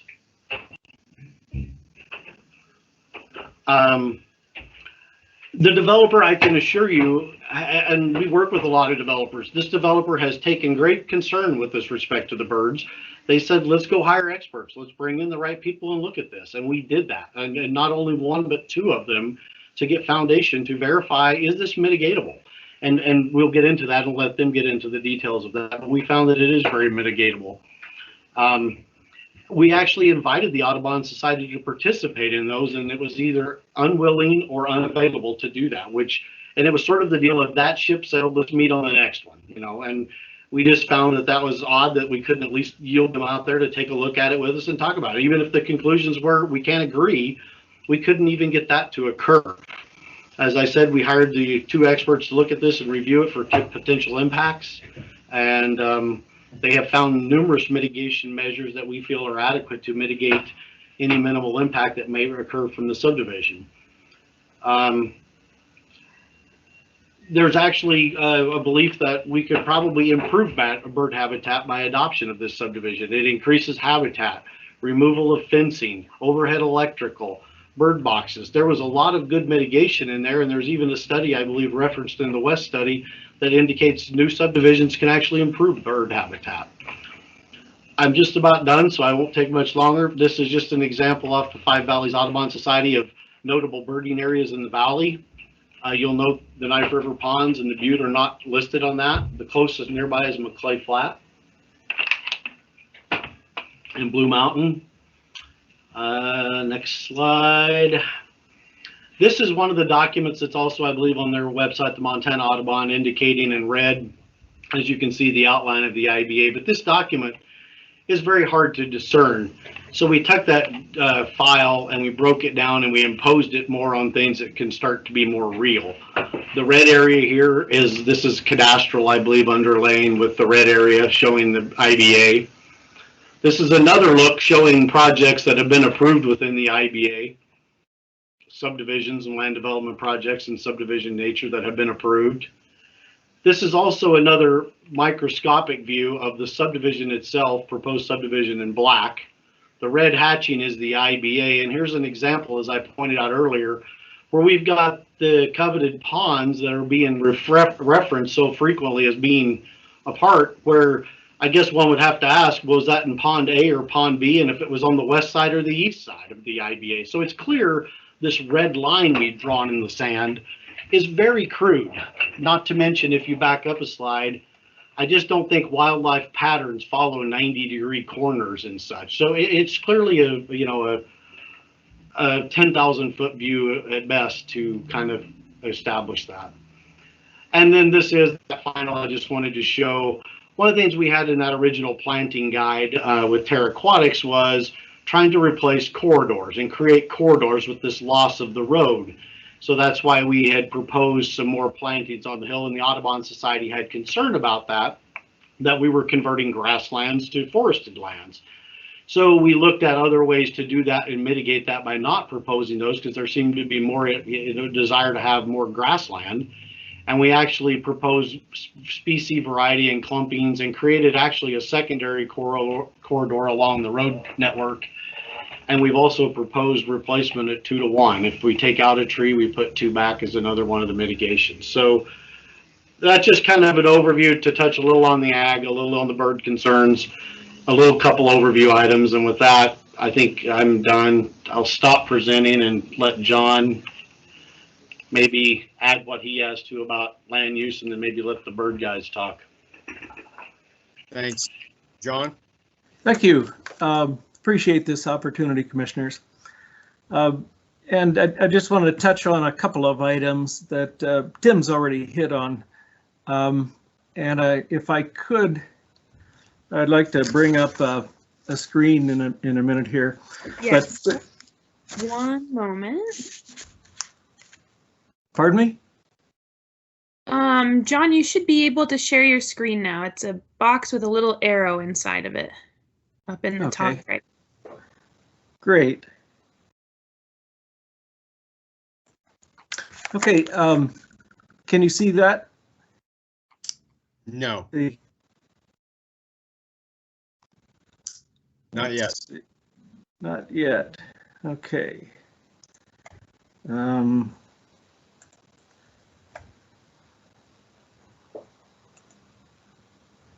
Share content. Okay. There. Can you see that? Yes. Missoula area land use element? Yes. Okay, great. When I initially read through the staff's 34 findings of fact concerning the growth policy, I was fairly certain that our proposal would be found in conformance with that policy.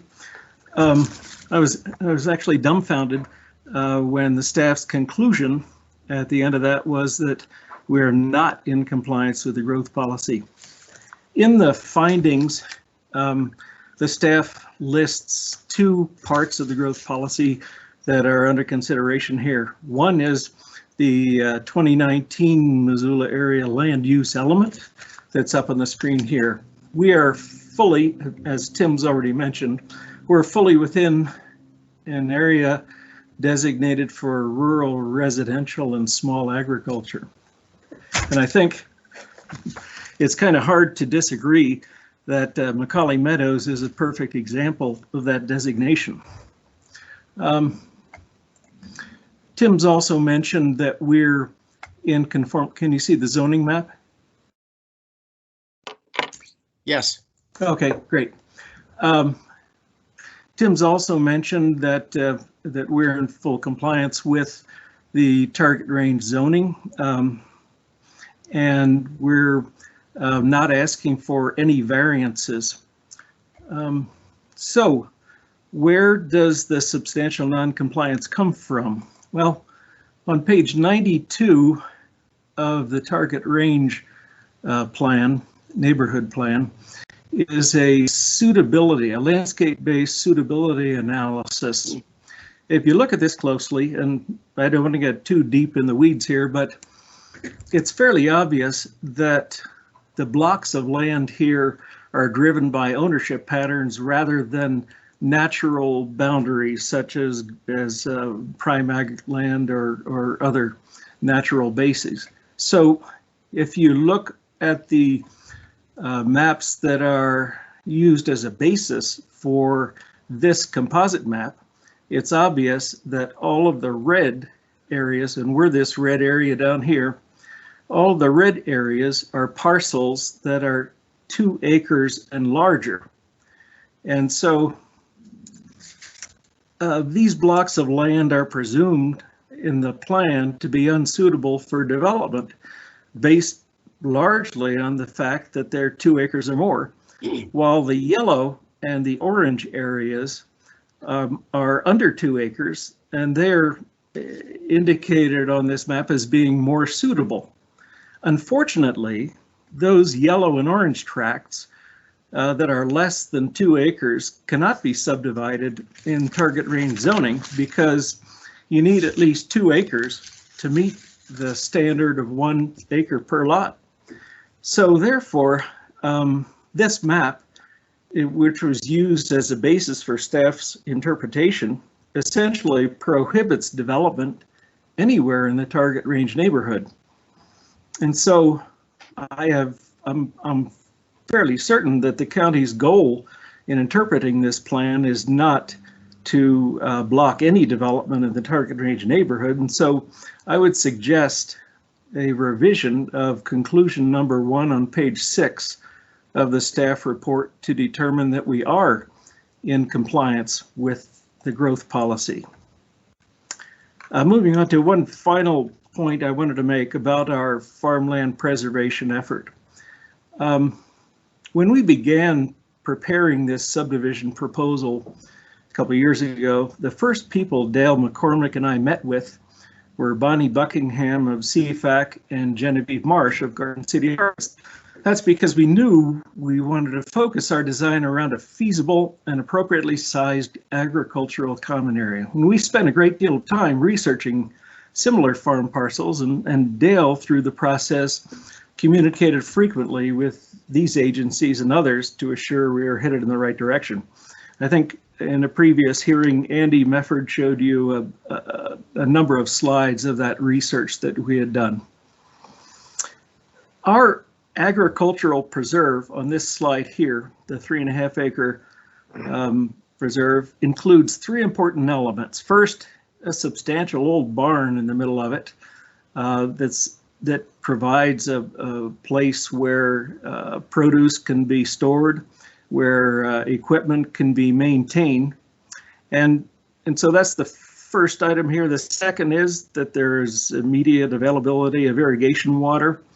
The third item is, and this I think you may have missed in the explanation by Mr. Worley previously, that 100% of the underlying soils in this 3.5 acres are Grantsdale loam per the USDA map.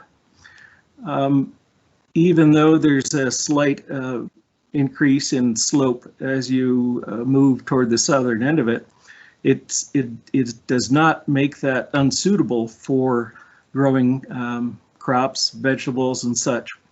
And so what we have here is preserving the best of the best land within this property for a workable farm. I'd like to also mention that the net acreage that's been mentioned quite a bit and that's listed on here also takes out easements and the irrigation ditch. So those are actually important parts of the agricultural land. The net acreage of a usable farm here, when you take out the road, half of the road easements, is actually closer to 3 acres. And as you're certainly aware, and as Tim mentioned previously, the county does not have a standard in the subdivision regulations that establishes how much land or the percentage of land that should be set aside for preservation. In fact, throughout the time we prepared the subdivision application, there was no recommendation, suggestion, or other indication specifically regarding how large our agricultural common area should be. So with our research, we came up with a proposal, and initially it was 2.5 acre, which is the light area in the center of the current and common area. When we submitted the application, we did receive a response in the agency review from Bonnie Buckingham suggesting how we could enlarge the common area by taking land from adjacent residential lots, which is shown in the green, the darker green on either side of the initial common area. So we took that advice immediately. We revised the layout, even though it meant we lost a few months by having to go back through review. But we wanted to show how committed we are to making this agricultural preservation work, and we think it's a good plan. As an aside, I'd like to mention that I live next to Stevensville, and I grow hay and graze horses on 3 to 4 acres down there. It's a lot of work, and my daughters certainly thought it was a noble, important use of our agricultural land resource so that they could ride their horses in Pony Club. But now I've come to the place where in the near future I may want to transition from kind of a passive agricultural use, keeping the horses fed, to a more active growth of farm produce, because I have prime ag land with, if it's irrigated also, similar to this. So to do that, I'll need to work with someone who knows a lot more than I do about farming. Coming back to Macaulay Meadows here, what we're proposing is that same transition from a passive agricultural use to an actively productive farm. Through CFAC and through Garden City Harvest and others, we have great help. And I'd like to quote from Bonnie's last letter to us, where she says, quote, "Should the subdivision be approved, CFAC will work with the owners to find a suitable farmer for the agricultural lot through our FarmLink program." So this is a great opportunity, I believe, for you to show how farmland can be preserved within a development through a cooperative effort with agriculture nonprofit agencies and come up with a great usable farm center to this subdivision. Let me see if I can. Am I back off? You are. Thanks, John. Great. Thank you. So did you have your consultants queued up who wanted to say a few words? Looks like he's on, so I'll let Brian take it. All right. Thank you, commissioners, for letting me share today. My name is Brian Mosier. I'm a certified wildlife biologist. I've been practicing wildlife biology for 24 years. I have a bachelor's and master's degree in wildlife biology from Washington State University and a PhD in wildlife biology from the University of Idaho. I've studied birds over the last 24 years, and published a number of studies and written lots of reports. I used to live and work in Missoula for 10 years, and now I work in the Bozeman Office of Western Ecosystems Technology, otherwise known as WEST. WEST works nationally and internationally on developing scientifically defensible, common sense solutions to oftentimes complex natural resource problems. WEST was founded in 1990 and has offices in 13 states and 1 province. I'm assuming the commissioners have read the memo that was developed as a result of both our desktop review and site visit of the proposed project area. So I won't read it, but I want to give you just some of the highlights briefly, and I'll try to make this quick. You know, WEST's goal in this exercise was to provide an objective, scientifically defensible review of the project's potential impact on birds and to provide options to mitigate those impacts, if any. So there'll be approximately 3.16 acres of permanent habitat loss as a result of the project. However, the amount of permanent habitat loss is a relatively small proportion of the Macaulay Butte, approximately 1.06%. And it's also a small proportion of the IBA, 0.01% of the IBA. We recognize that habitat effectiveness will be reduced due to the presence of the subdivision. However, much of the project area is already impacted by the existing development in and around it. The Audubon Society has documented 231 species of birds that use the IBA. However, upon review of those data, the majority of those species are not associated with grassland habitat, but rather water and or riparian habitats and wouldn't be found on the IBA. In fact, we don't have complete data that documents which bird species are actually using the project area, how they're using it, and how important it is to them.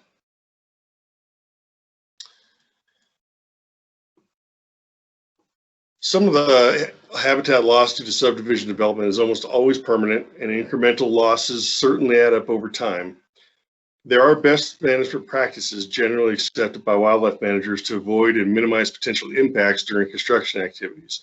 There are also measures generally accepted by wildlife managers that could be implemented both on-site and off-site to mitigate for the project's impact to birds and/or their habitats in the IBA and the Missoula Valley. We have listed a number of viable mitigation options in our memo, as has Lynn Bacon from Terra Aquatic in her report. What we would recommend is a collaborative approach that includes all the potential stakeholders and to develop a solution that allows for development of housing and also protects and even potentially enhances bird habitats in the Missoula Valley. If you have any specific questions that you would like to ask me about our report and our review, I'd be more than happy to field it for you. Thanks, Brian. I appreciate that. So Andy or John, do you have anyone from Terra Aquatics on the line who wants to speak? No, she was not available today. I don't think her exhibit, I think, speaks for itself, and we've had a lot to do with it, but she's not on the line today. Okay, before we open it up, who is that? Okay, before we open it up for public comment, and just so everyone knows what they're commenting on today, Andy or John, are you proposing, well, both in the documentation provided by both Terra Aquatics and West, there's a whole collection of potential mitigations. Are you proposing adopting any of those? Just so that we know what it is we're commenting on here? All of those. All of the, because one of the mitigations I believe offered by West was off-site mitigation even. We had proposed that, and that was one that was not, the off-site mitigation, I believe, and maybe Brian could speak to this, was some kind of reasonable contribution to a Five Valleys Land Trust or other off-site agencies where there could be habitat restoration. And so if that was something to consider, we're open to that as long as it's, a reasonable amount, not an unreasonable or insurmountable effect. They were open to that in reasonable values. Okay, well, let's hold those thoughts. I think we'll probably want to loop back to that in the context of what that would look like operationally by way of conditions of approval or otherwise incorporated into your proposal. But why don't you just hang on to that thought for a second, and let's go ahead and open up the public hearing for public comment. I would encourage folks to please be, as I mentioned earlier, be as succinct as possible. Try not to repeat one another. Keep your comments to 3 minutes or less. Be respectful. Follow the golden rule and all those good things. So without further ado, it looks like we do have a hand up here. And I'm trying to see. Oh, there it is. Jim Brown, would you like to unmute yourself and go ahead and introduce yourself and tell us what's on your mind?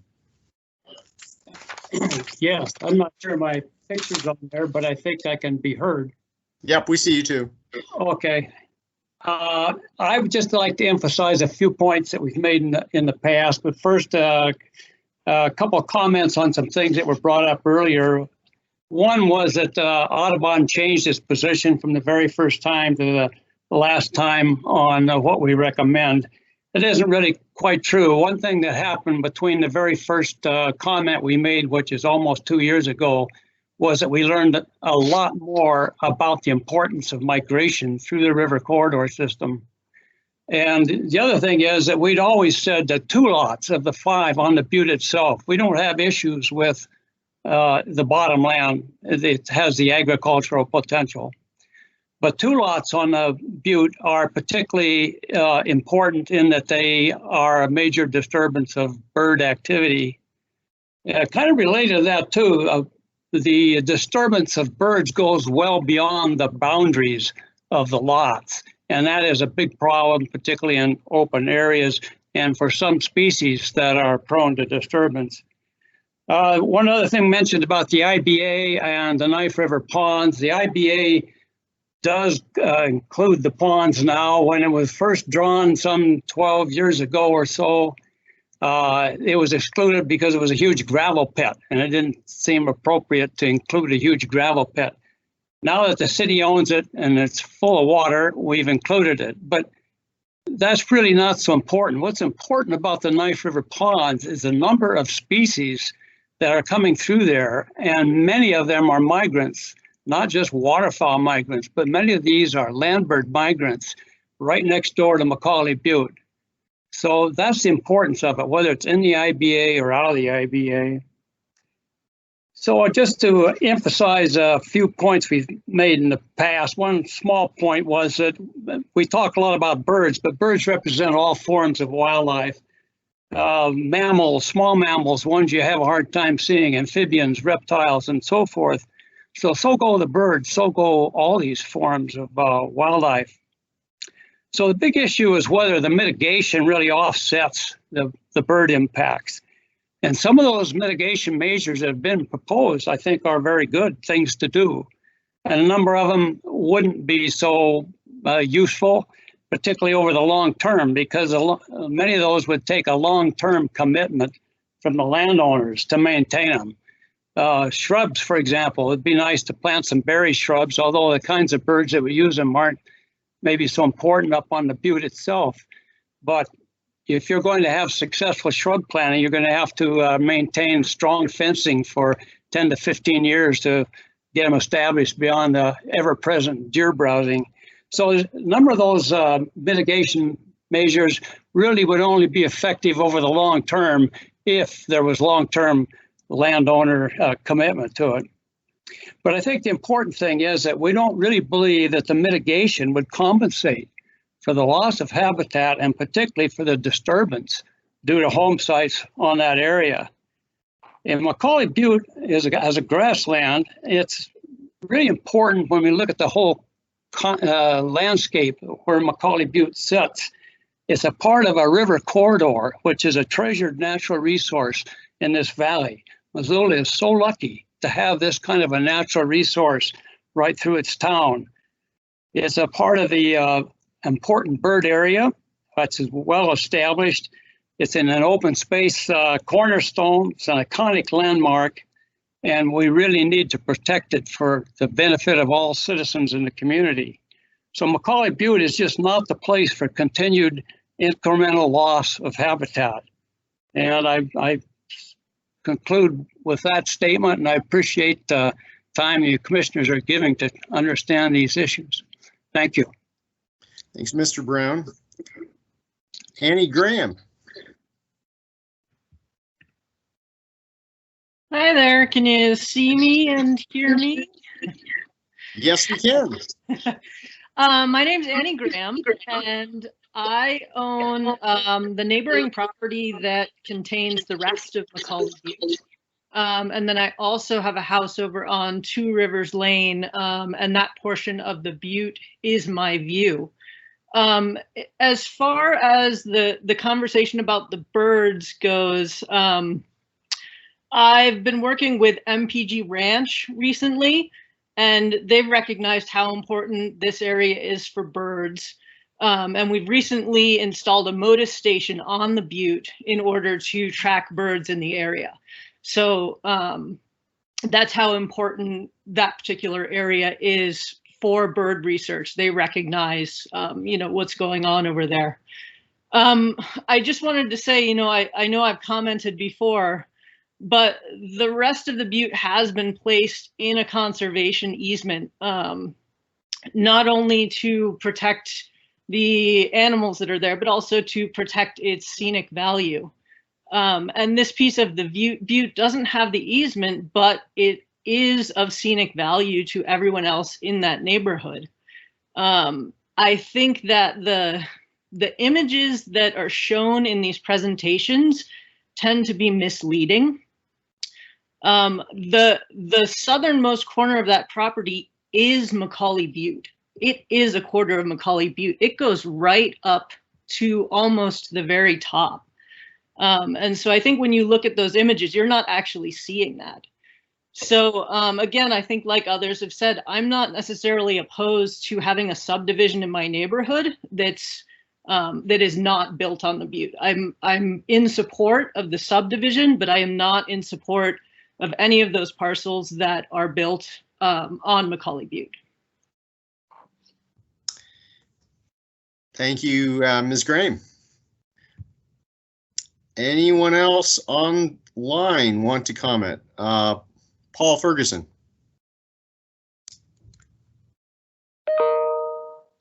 And Paul, you'll have to unmute yourself. There we go. Yeah, I'd agree with Ms. Graham. The local people don't want this. There's nobody saying in favor of this development. Everybody worries about the view, the increase in traffic, the degradation of some of the streets with all the construction traffic that's going to be going through. The birds are important, but probably the deer are more important. They're always very hungry to eat anything that's put out there. And the humans are important too. Hello, I'm Sid Ferguson, Paul's wife. I'd just like to make a comment about the developer's comment about not listening to public input. We all, the majority of us out here, put down a lot of hard-earned money to buy the property and live out here. We maintain it beautifully. It's a wonderful neighborhood. And just the idea that we should, you know, just accept the fact that they want to put homes up on the butte is unacceptable. We are not against subdivision. This was a dead-end street when we moved here. They've subdivided all around us. It fits the neighborhood, so it's okay. But the houses on the butte are not. So build on the flat, and I think that would be a very acceptable plan. Thank you very much. Thank you, Mr. and Mrs. Ferguson. Anyone else? Fred Stewart.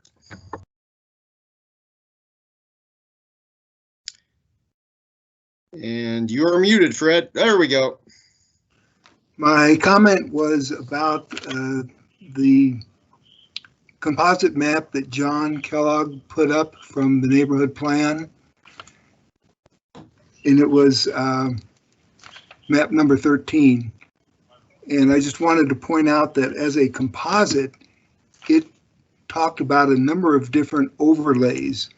And the fact that that area came up red had to do with the fact that there are 8 different criteria that were used in the neighborhood plan. And I'm not sure that he made that clear, that it looked at wildlife, habitat, sensitive land, prime soil, open space, travel for the fire department, access to city sewer, transportation. So there are a number of different criteria that were used in that particular map to try to show which areas in the target range area made the most sense as far as suitability. And it didn't say you could only subdivide or build in areas that were green or yellow or red.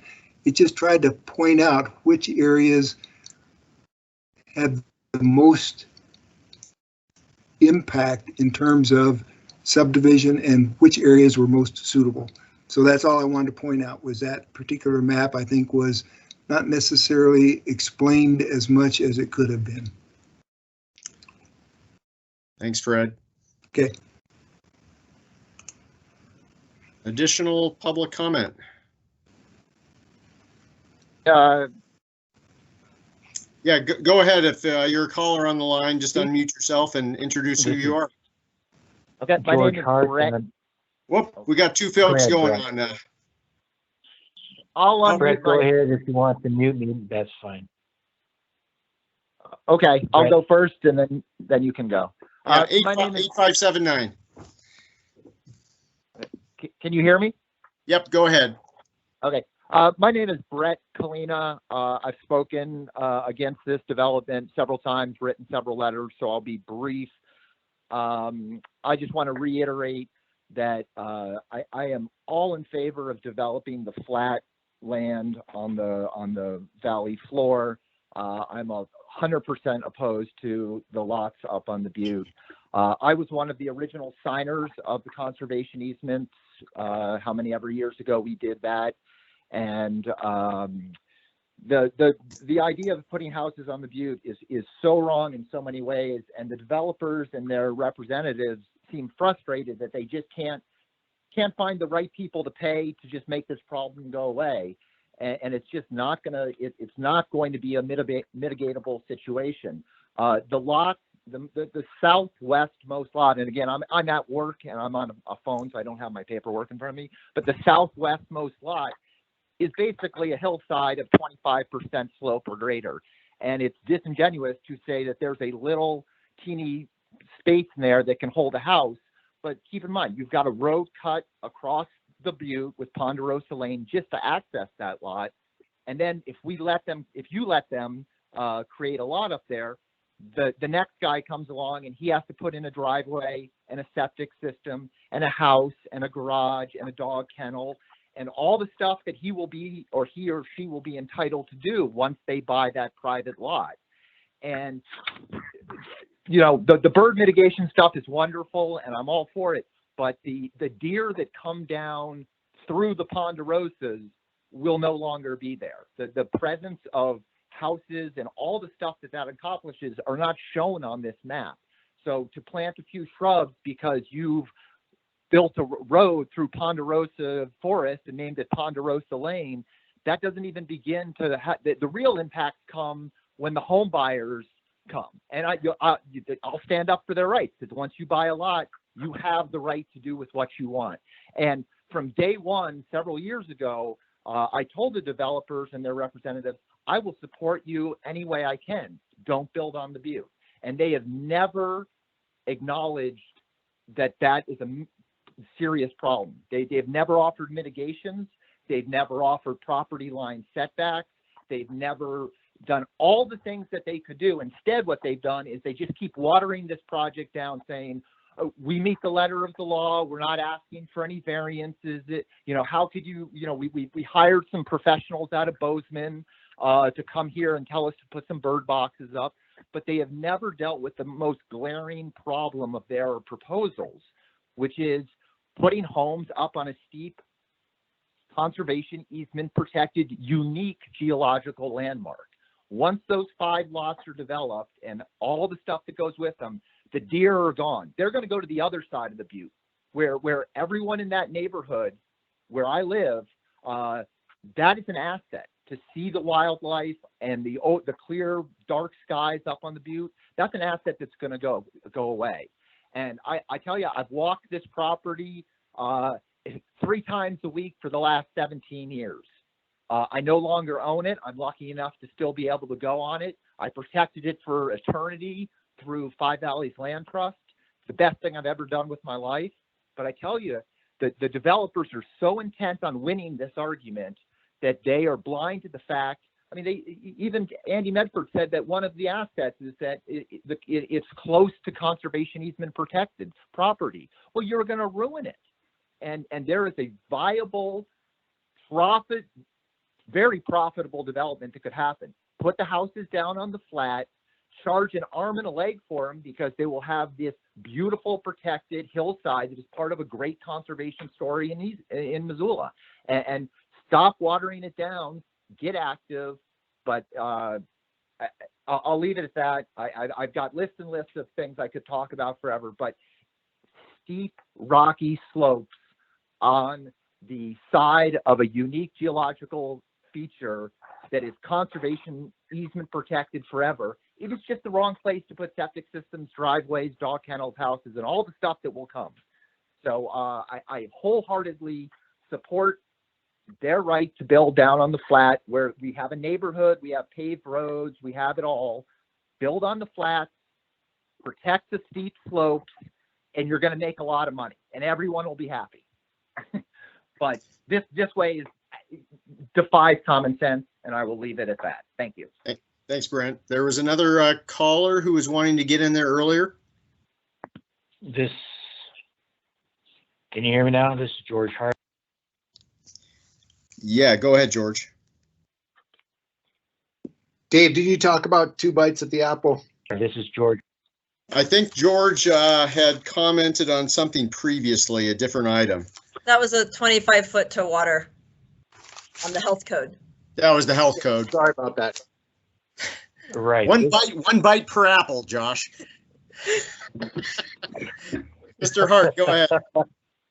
Thank you. I represent today the Target Range Sewer and Water District, which has never been consulted about this and has some very serious concerns about why they would want to put 5 houses on the side of the butte. As we understand, shit does flow downhill, and eventually the septic systems have to fail. That's a concern. Back to the Audubon, first there was no bird comment before, Mr. Worley who's mentioned, now there's an Audubon concern. I appreciate Brent Kalina explaining that it represents all small animals up to the size of deer, and fortunately, well, actually we've had bears in this area as well as pumas. So there are animals that come through Target Range, whether they're using a corridor or not, or a street, I really don't know or care. But one of the things that most bothers me about this particular proposal is the plan to cut down all of the ponderosa that are down low and replace them with, this is especially Amy, I can't remember her last name, but her concern is cutting all of those ponderosa down and then mitigating it, in quotes, by putting trees up above, which will never be watered and they'll never live. And how long of a concern is that mitigation going to be?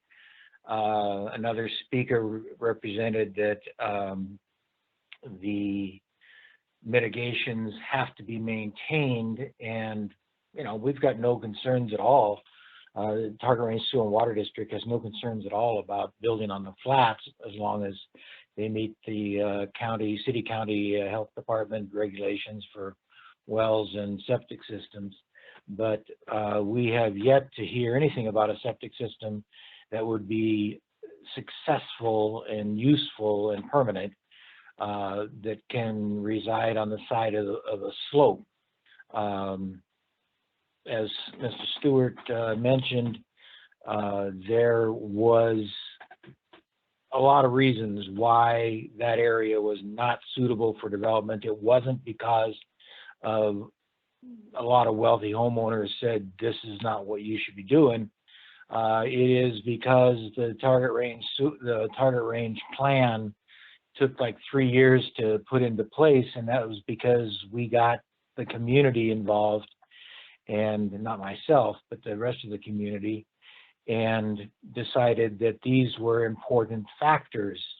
And so far you have, or PCI has found no neighbor that supports building on the slope. There really isn't much opposition at all to building on the flats. That's pretty much where all of us live. But building on the slope is a great deal more than a slight increase in slope. And as far as the ag land goes, you have not found, or nobody has found, a farmer that is willing to work that land. And Bonnie Buckingham's assurances that they're going to work with FarmLink does not produce a farmer for that land. Most farmers don't want to travel far to get to their farm, and the prices of these homes is going to be out of their price range anyway. So in summary, one of the most remarkable quotes I heard from Brian Moser about birds was that we don't have the data. And it kind of strikes me as odd that the commission would consider a change for which they don't have the data. And putting homes on the slope is just a bad idea. Absolutely no support for it out here in Target Range. And I don't think there ever will be any support. I think that the owners should do what Andy Graham has done and, you know, leave the slope the way it is. People like it. And item number 2 of your review criteria for subdivision requests talks about the effect on agriculture and agricultural water user facilities, local services, the natural environment, wildlife and wildlife habitat, and public health and safety. And if you start putting, if you start cutting down all those ponderosas to put up houses in places, you know, I mean, they're going to make a lot of money, and maybe the developer is, you know, really intent upon having a home on the top of the butte. But hey, George, I need you to wrap it up. Okay. Fundamentally, by the criteria identified in subdivision requests, this does not meet any of the, or does not meet the criteria and should be voted down. You've got my letter that explains a few other things, and today I sent in an email from one of our constituents that talks about how there's not enough water in the area. And I got to remind folks that the aquifer flows from south to northwest, and it is entirely possible that there is no water for development on the side of the hill. Okay, that's it for me. Thanks, George. And I'm going to be a little bit draconian here and start muting folks. We are running long, and please be courteous to one another and keep your comments to 3 minutes or less, and try not to be repetitive. I think we're getting the gist of some of the themes being articulated here. Next commenter. Anyone else like to comment?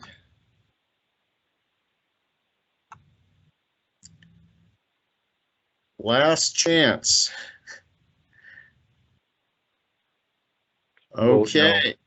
With that, I will close the public hearing and open it up for questions among the commission. And I guess before we do, a point of clarification from Tim Worley. Where are we at in terms of process here? Are there any statutory deadlines that we are under here today, or because of the introduction of this new information that's kind of drug on for a while, do we have any latitude to not take action today? I think I would recommend getting consent from the developer's representative if we were to continue the hearing to, and it looks like maybe Violet can help on this, but May 13th would be one date, although that seems kind of busy. And the reason I ask, and this loops back to the question that I posed to Andy and John earlier,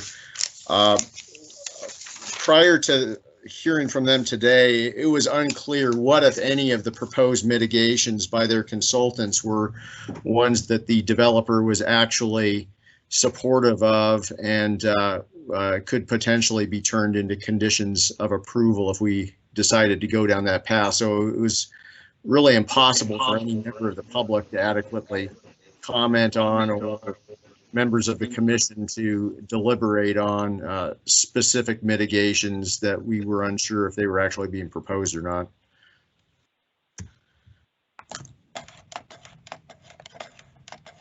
Yeah, and I think it was important on the record to have Andy essentially consent to specific mitigations proposed by both West and Terraquatic.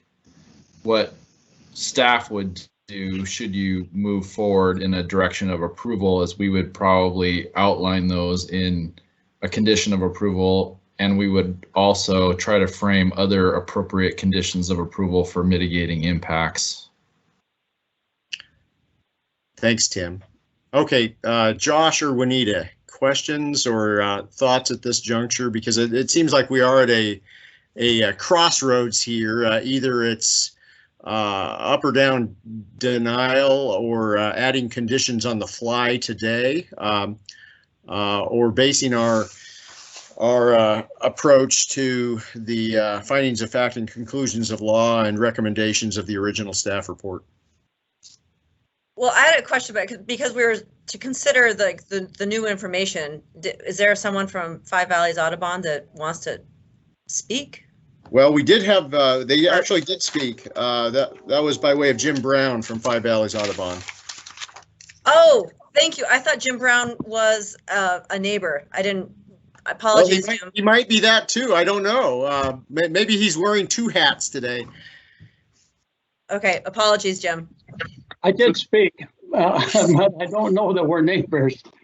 Okay, no, I thought you were speaking as a as a neighbor to the project. I didn't realize you were representing Five Valleys Audubon. So thanks. Josh, you were trying to get in there. Yeah, thanks. I just wanted to ask Tim a couple questions, if sure that's all right. Thank you. So Tim, when the original staff denial was, I think I got this right, but I just want to make sure that I do, that denial was based on three things.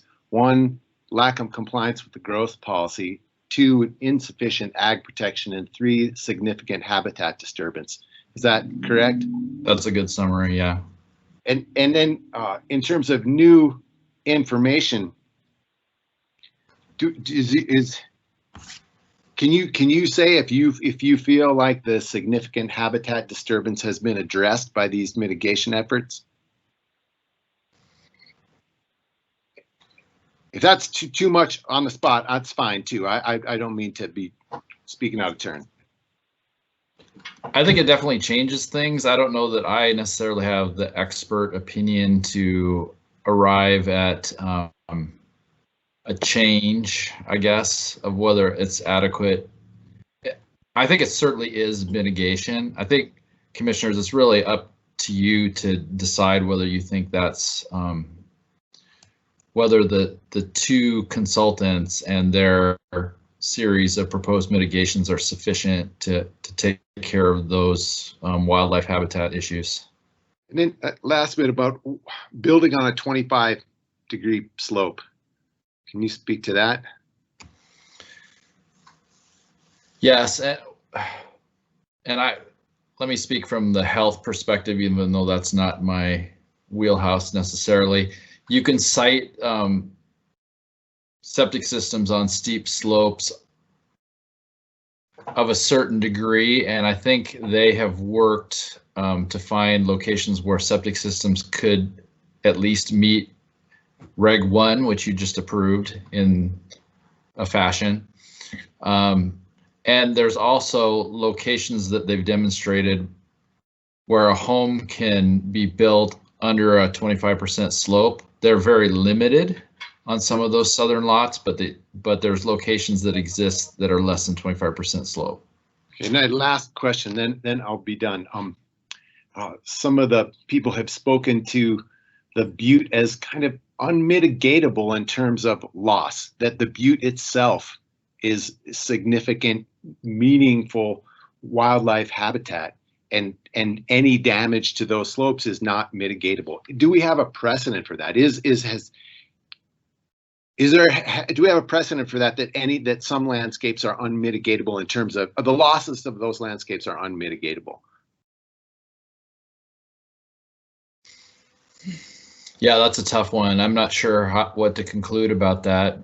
I mean, there's some balance because certainly the toe slope of the butte is included as part of this subdivision, but there's definitely a considerable portion of the butte that is preserved in perpetuity, over 278 acres. And there's other portions of the butte that are not going to get developed. So I don't know if I can make a conclusion about unmitigatable. Right. I mean, I just wondered if maybe there's some other place in the county where a person wanted to develop and it was determined that this habitat is so special, you just can't build on it without it being some other designation. Yeah, I don't know that I've ever seen it quite phrased like that. I mean, if you're getting into endangered species impacts or clear, I mean, I know we're talking about flyover habitat, but documented wildlife corridors, that's maybe where we've seen decisions made where attempts have been made to mitigate that habitat very clearly. I would certainly agree that this is an iconic piece of the landscape, but that isn't a criteria by which we could approve or disapprove something. Or could you speak to, on that point, Tim, to view sheds and how that can or cannot be factored into reviewing a proposed subdivision? I would say viewshed is probably more in the growth policy arena. I mean, what's the vision of the community for preservation of a viewshed? And it's a there's a sort of relative nature to it, obviously, because there's a southern boundary to this property and it doesn't obviously go to the top of the butte. I mean, it's going to impact the side of the butte, but it's a partial impact. Is it is it more than that? I don't know. Thanks, Tim. I've got a couple questions. I think I saw Bonnie Buckingham out there. Not to put you on the spot, but I'm going to put you on the spot. Does CFAC have a position on this proposed subdivision as presented today, taking into account the additional proposed mitigations? Yeah, so CFAC has commented on this over the past many years, and we have recommended denial of this subdivision due to the loss of agricultural land. And while others have commented a lot on it's okay to put all the houses down on the flat and preserve the butte, it really is an asset of soil that is a big loss.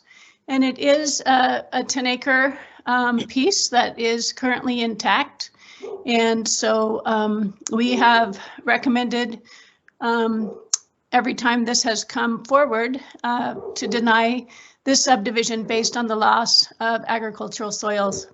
And my name has been brought up many times, and I have met with the developers and the owners on numerous occasions and tried to talk about how to mitigate and how to best protect that land. I think, in all honesty, the best mitigation for this would be to put the whole lot in a conservation easement and utilize funds that are available to pay the difference between the easement cost, the development cost, and the conserved cost. And that would be my recommendation, but I do appreciate that they have put the set aside. One of the things that we've talked about in the past is having it as a for sale lot at agricultural value, because then a farmer would actually gain an asset by farming on it, as opposed to leasing it from a homeowners association, which is not nearly as valuable to a farmer, especially on a small acreage amount like that. So those are my thoughts, I guess, as of today. And as I said in my letter, though, should you approve it, we would really work very hard to ensure that it was farmed and that there was a project put on it so that it doesn't just sit there fallow or become a park, but that it would really actually utilize the best soils that are there and create a farm project of sorts on there. Thanks, Bonnie. I do have another question, but Juanita, you've not had a chance. Do you have any questions right now? No, I guess just in the past, why this the concern about housing and development on the butte? Why do we have to build there? Is that to I guess, PCI? Yeah, I guess that's to PCI, the landowners. I mean, it feels like this has been kicked around for a few years, and I'm not really clear why the insistence to build on that bench. Andy or John, what do you think about building those parcels at the toe of the butte, and what would it look like to delete those parcels?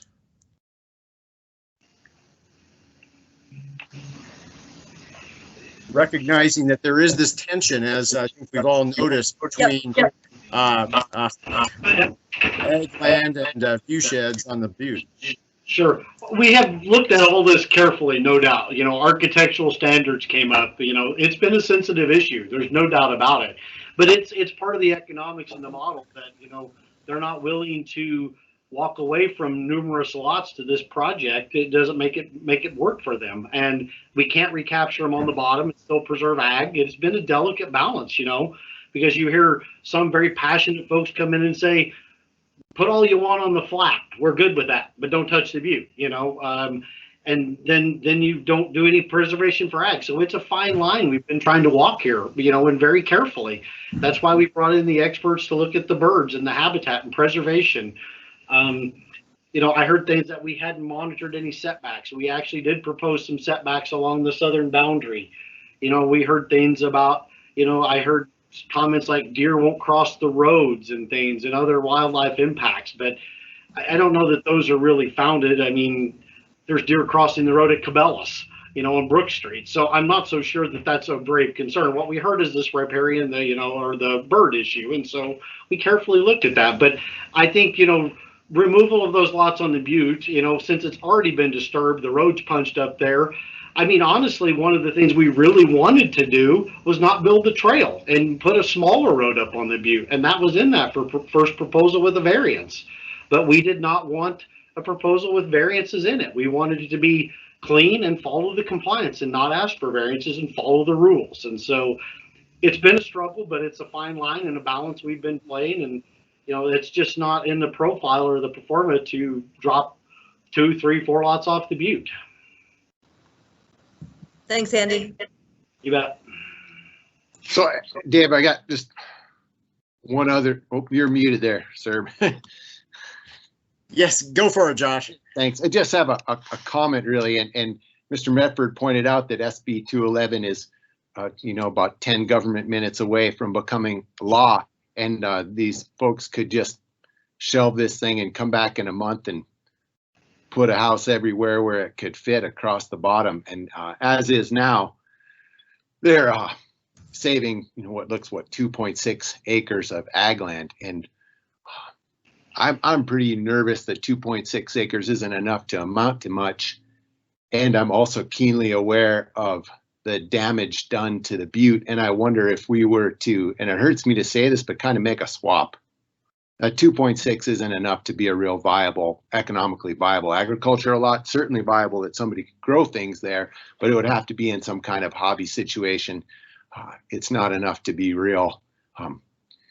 If that land were to be built on, and then no land on the butte was to be built on, could Mr. Medford, could you swing it that way?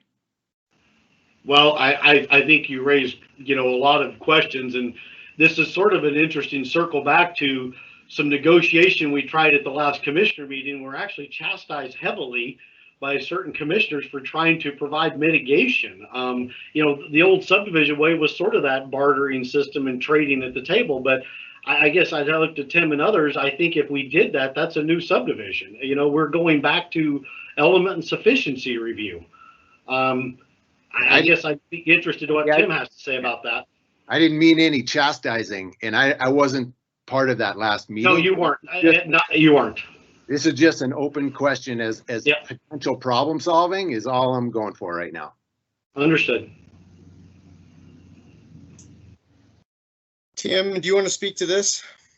As far as just from a process standpoint, what degree of changes would kick something back to either an earlier stage in the process or essentially create a situation where you're needing to start from scratch? I think something as significant as absorbing the common area and just developing on the flat but preserving the upland portion of the property that's too big a change to accomplish through this process. Now, what's being proposed as far as mitigations from west and terra aquatic, that's more in the realm of things that you can bring into the conversation for mitigation of impacts. but radical changing of lot lines and common areas and elimination of roads, that's probably too far. Okay, thanks.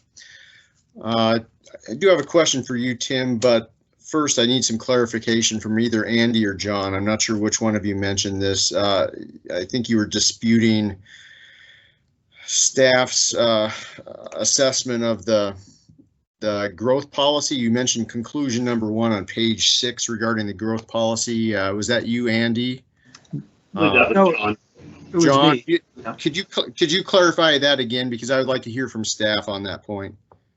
Certainly, the map, if you go and the comments that Fred Stewart made refer to the underlying maps. There were 8 of them, I believe, that are a composite into that map that shows relative suitability for residential development. If you look at the underlying maps, it's painfully obvious that a heavily weighted item in the underlying maps is the lot size. And that's a driving force that creates the red blocks on the final composite map. So the difference between the yellow and the red on that final composite map is merely a difference in the underlying lot sizes being 2 acres or larger. So I think it's clear from that composite map that the unsuitability is driven largely by the lot size.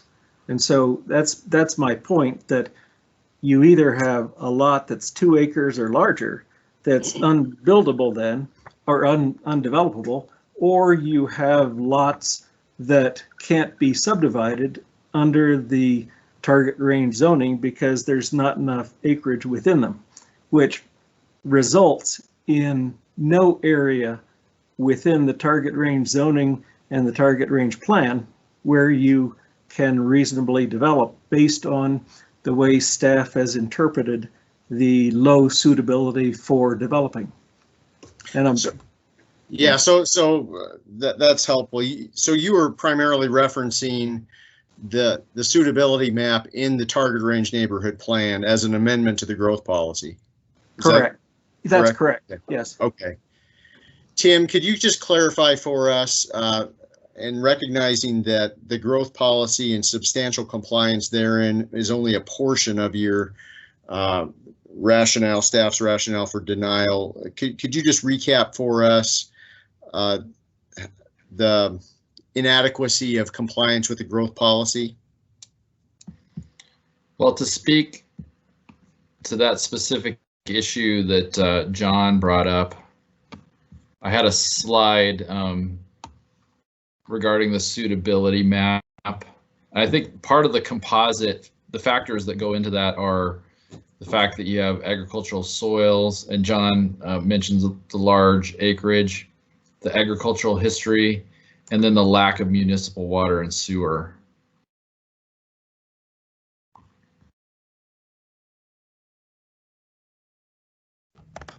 So that's regarding the suitability map in particular, but you know, substantial compliance is, it can be a challenge to find it from the standpoint of this is rural residential and small ag.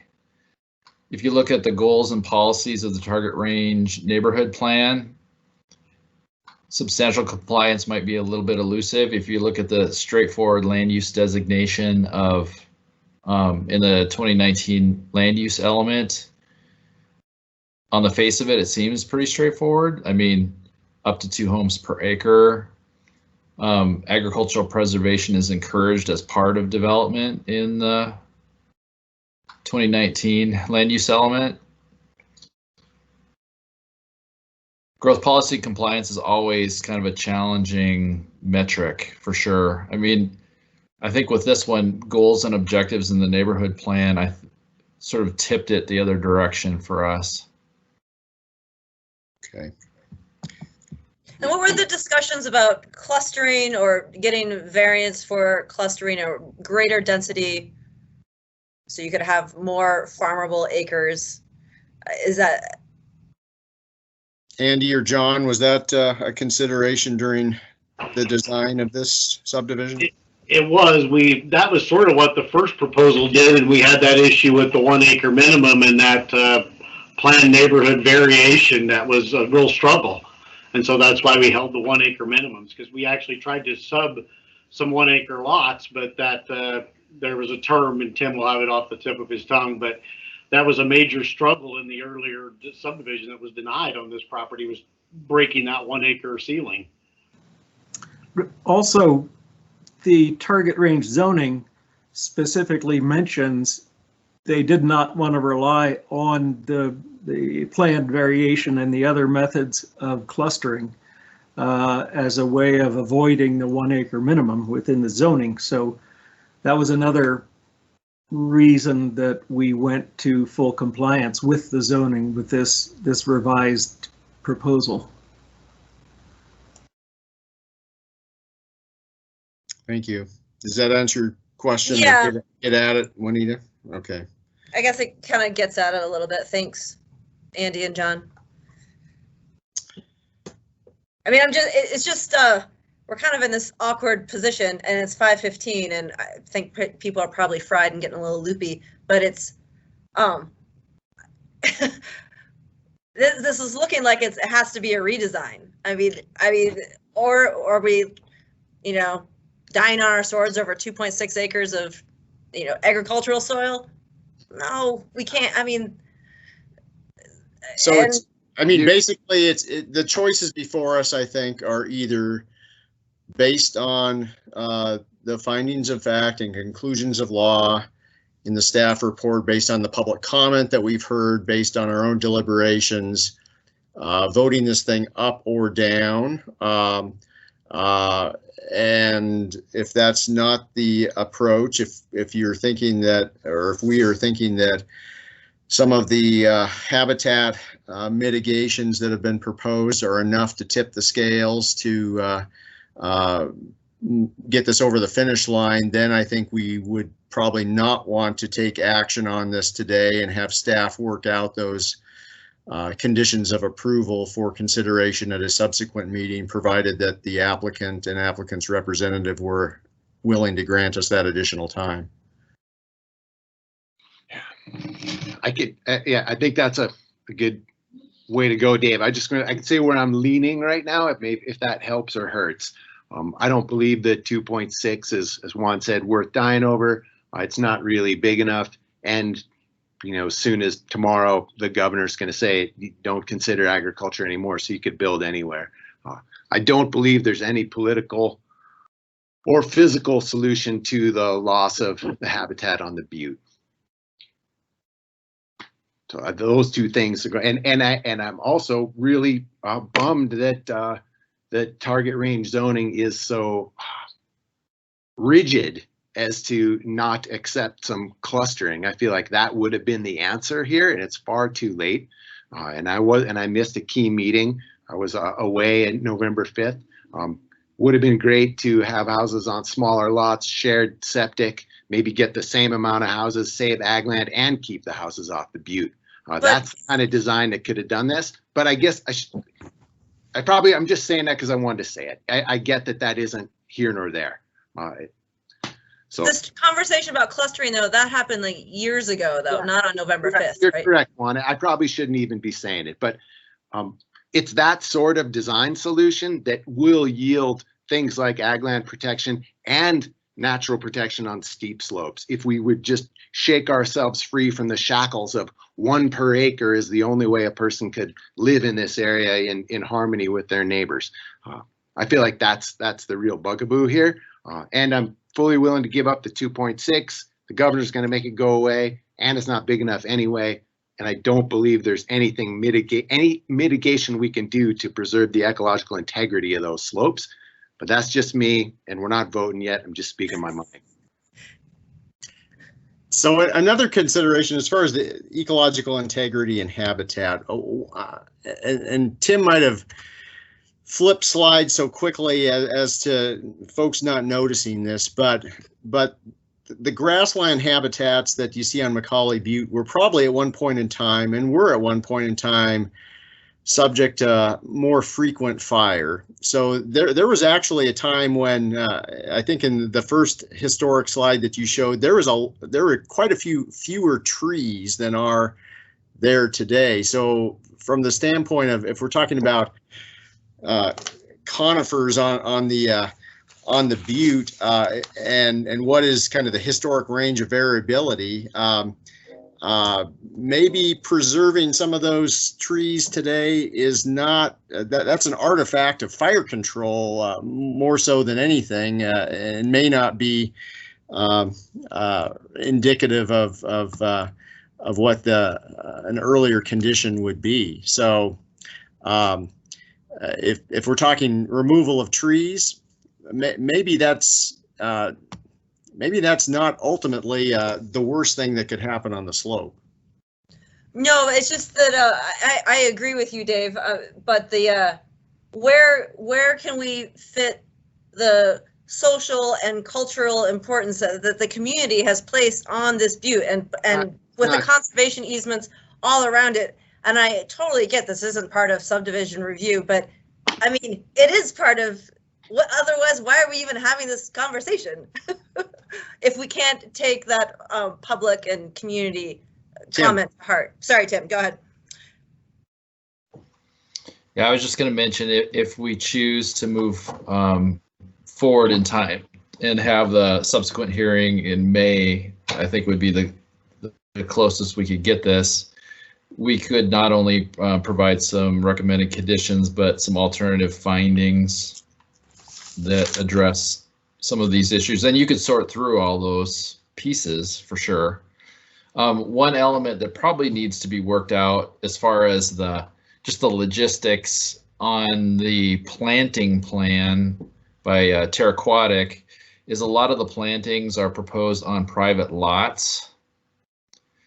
And if those are to be an adequate mitigation for impacts to birds and bird habitat, the question is, how do you accomplish establishing those clusters of vegetation and then maintaining them over the long term on private lots? And I don't know the answer to that right now, but that's something we would have to sort through. And maybe Andy and PCI could consider that if we go that direction. So SB 211's been mentioned a few times today. I find this just an egregious piece of legislation amidst many egregious pieces of legislation this session, but it is the hand that we will be dealt. So one question I think for us, and I hate even being in the position to pose the question, is what is before us today as good as it gets? And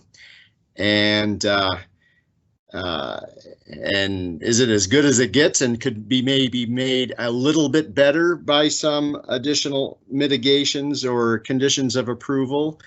If it's not as good as it gets, then I think we're back in play as far as, do we take it on its own merits today and vote this thing up or down? Thoughts? Well, it seems to me, Dave, that it is as good as it gets in terms of ag land preservation, but that 2.6, I don't believe is big enough to really be meaningful. It'll be wonderful for the people who live nearby, but in terms of really meaningfully adding to our food system or generating quantities of food or quantities of dollars, I don't believe that it's going to be meaningful. And we're still faced with the ecological integrity of the Butte and the iconic nature of this piece of landscape.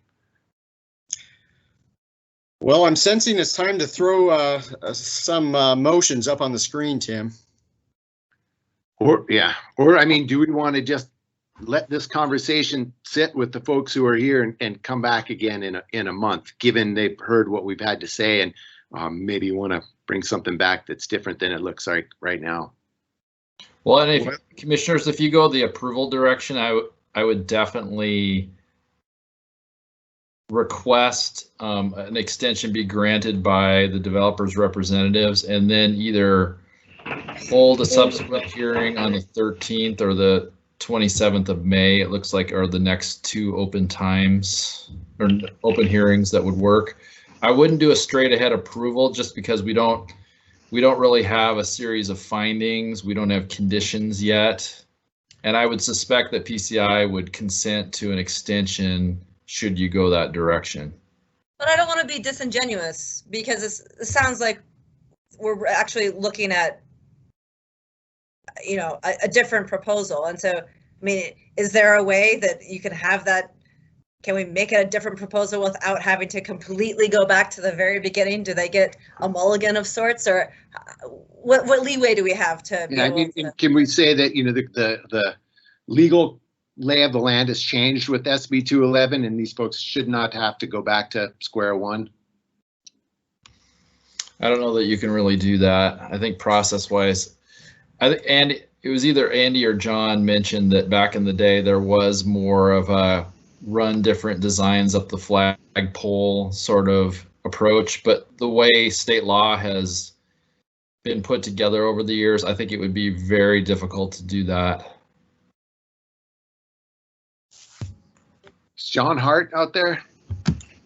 John Hart, do you have any? Josh, and I would just to tag on to what Tim said, it's, for me, it's the public participation and the public knowing the proposed subdivision that you're acting on that is the reason why you don't want to do more than just tiny insignificant tweaks to a subdivision at a public meeting.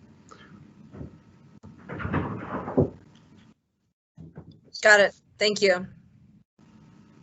So I think it boils down to a little bit of a roll of the dice in terms of if kind of the overriding concern, if there's no conceivable way in which we could see the existing ag parcel being adequate, and enlarging it at this juncture is not going to be possible and is going to be kind of precluded by SB 211 in the future, notwithstanding the good intentions of a developer, then I guess what we're down to is if a new proposal came in, could we, is there a mechanism by which you could keep the development off of the butte itself? And I guess that's the unknown right now. And I don't think, short of a conversation with the property owner, I don't know if we're going to resolve that. In which case, I guess it brings us back to where we were at originally. If we're leaning towards approval, then we request a delay on action and have a subsequent public hearing where we could have some conditions of approval actually drafted for it. If that's not in the cards, then I say we do the up or down vote today.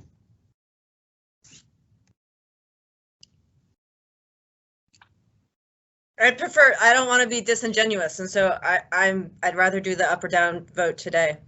Yeah. Tim, the motions. The motion.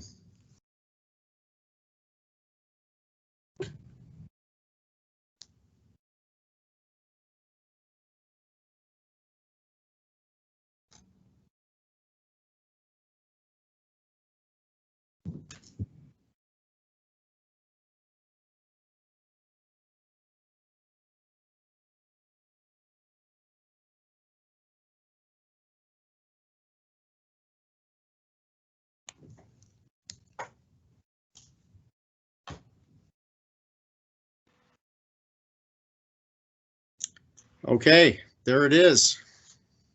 Okay, I move that the Macaulay Meadows subdivision be denied based on the findings of fact in the staff report. Second. Any further discussion on the motion? I think today is, speaking of things that are iconic, it's the tension between ag land and its diminishing and precious nature, and also landscapes that are iconic to the heart and soul of our community. Any further discussion? Seeing none, let's go ahead and vote. All in favor, please signify by saying aye. Aye. Aye. Any opposed? Nope, that's unanimous. Okay, there we have it. Thank you everyone for hanging out today as long as you did. Is there any other further business to come before the commission today? Seeing none, we will be adjourned. Thank you. Thank you.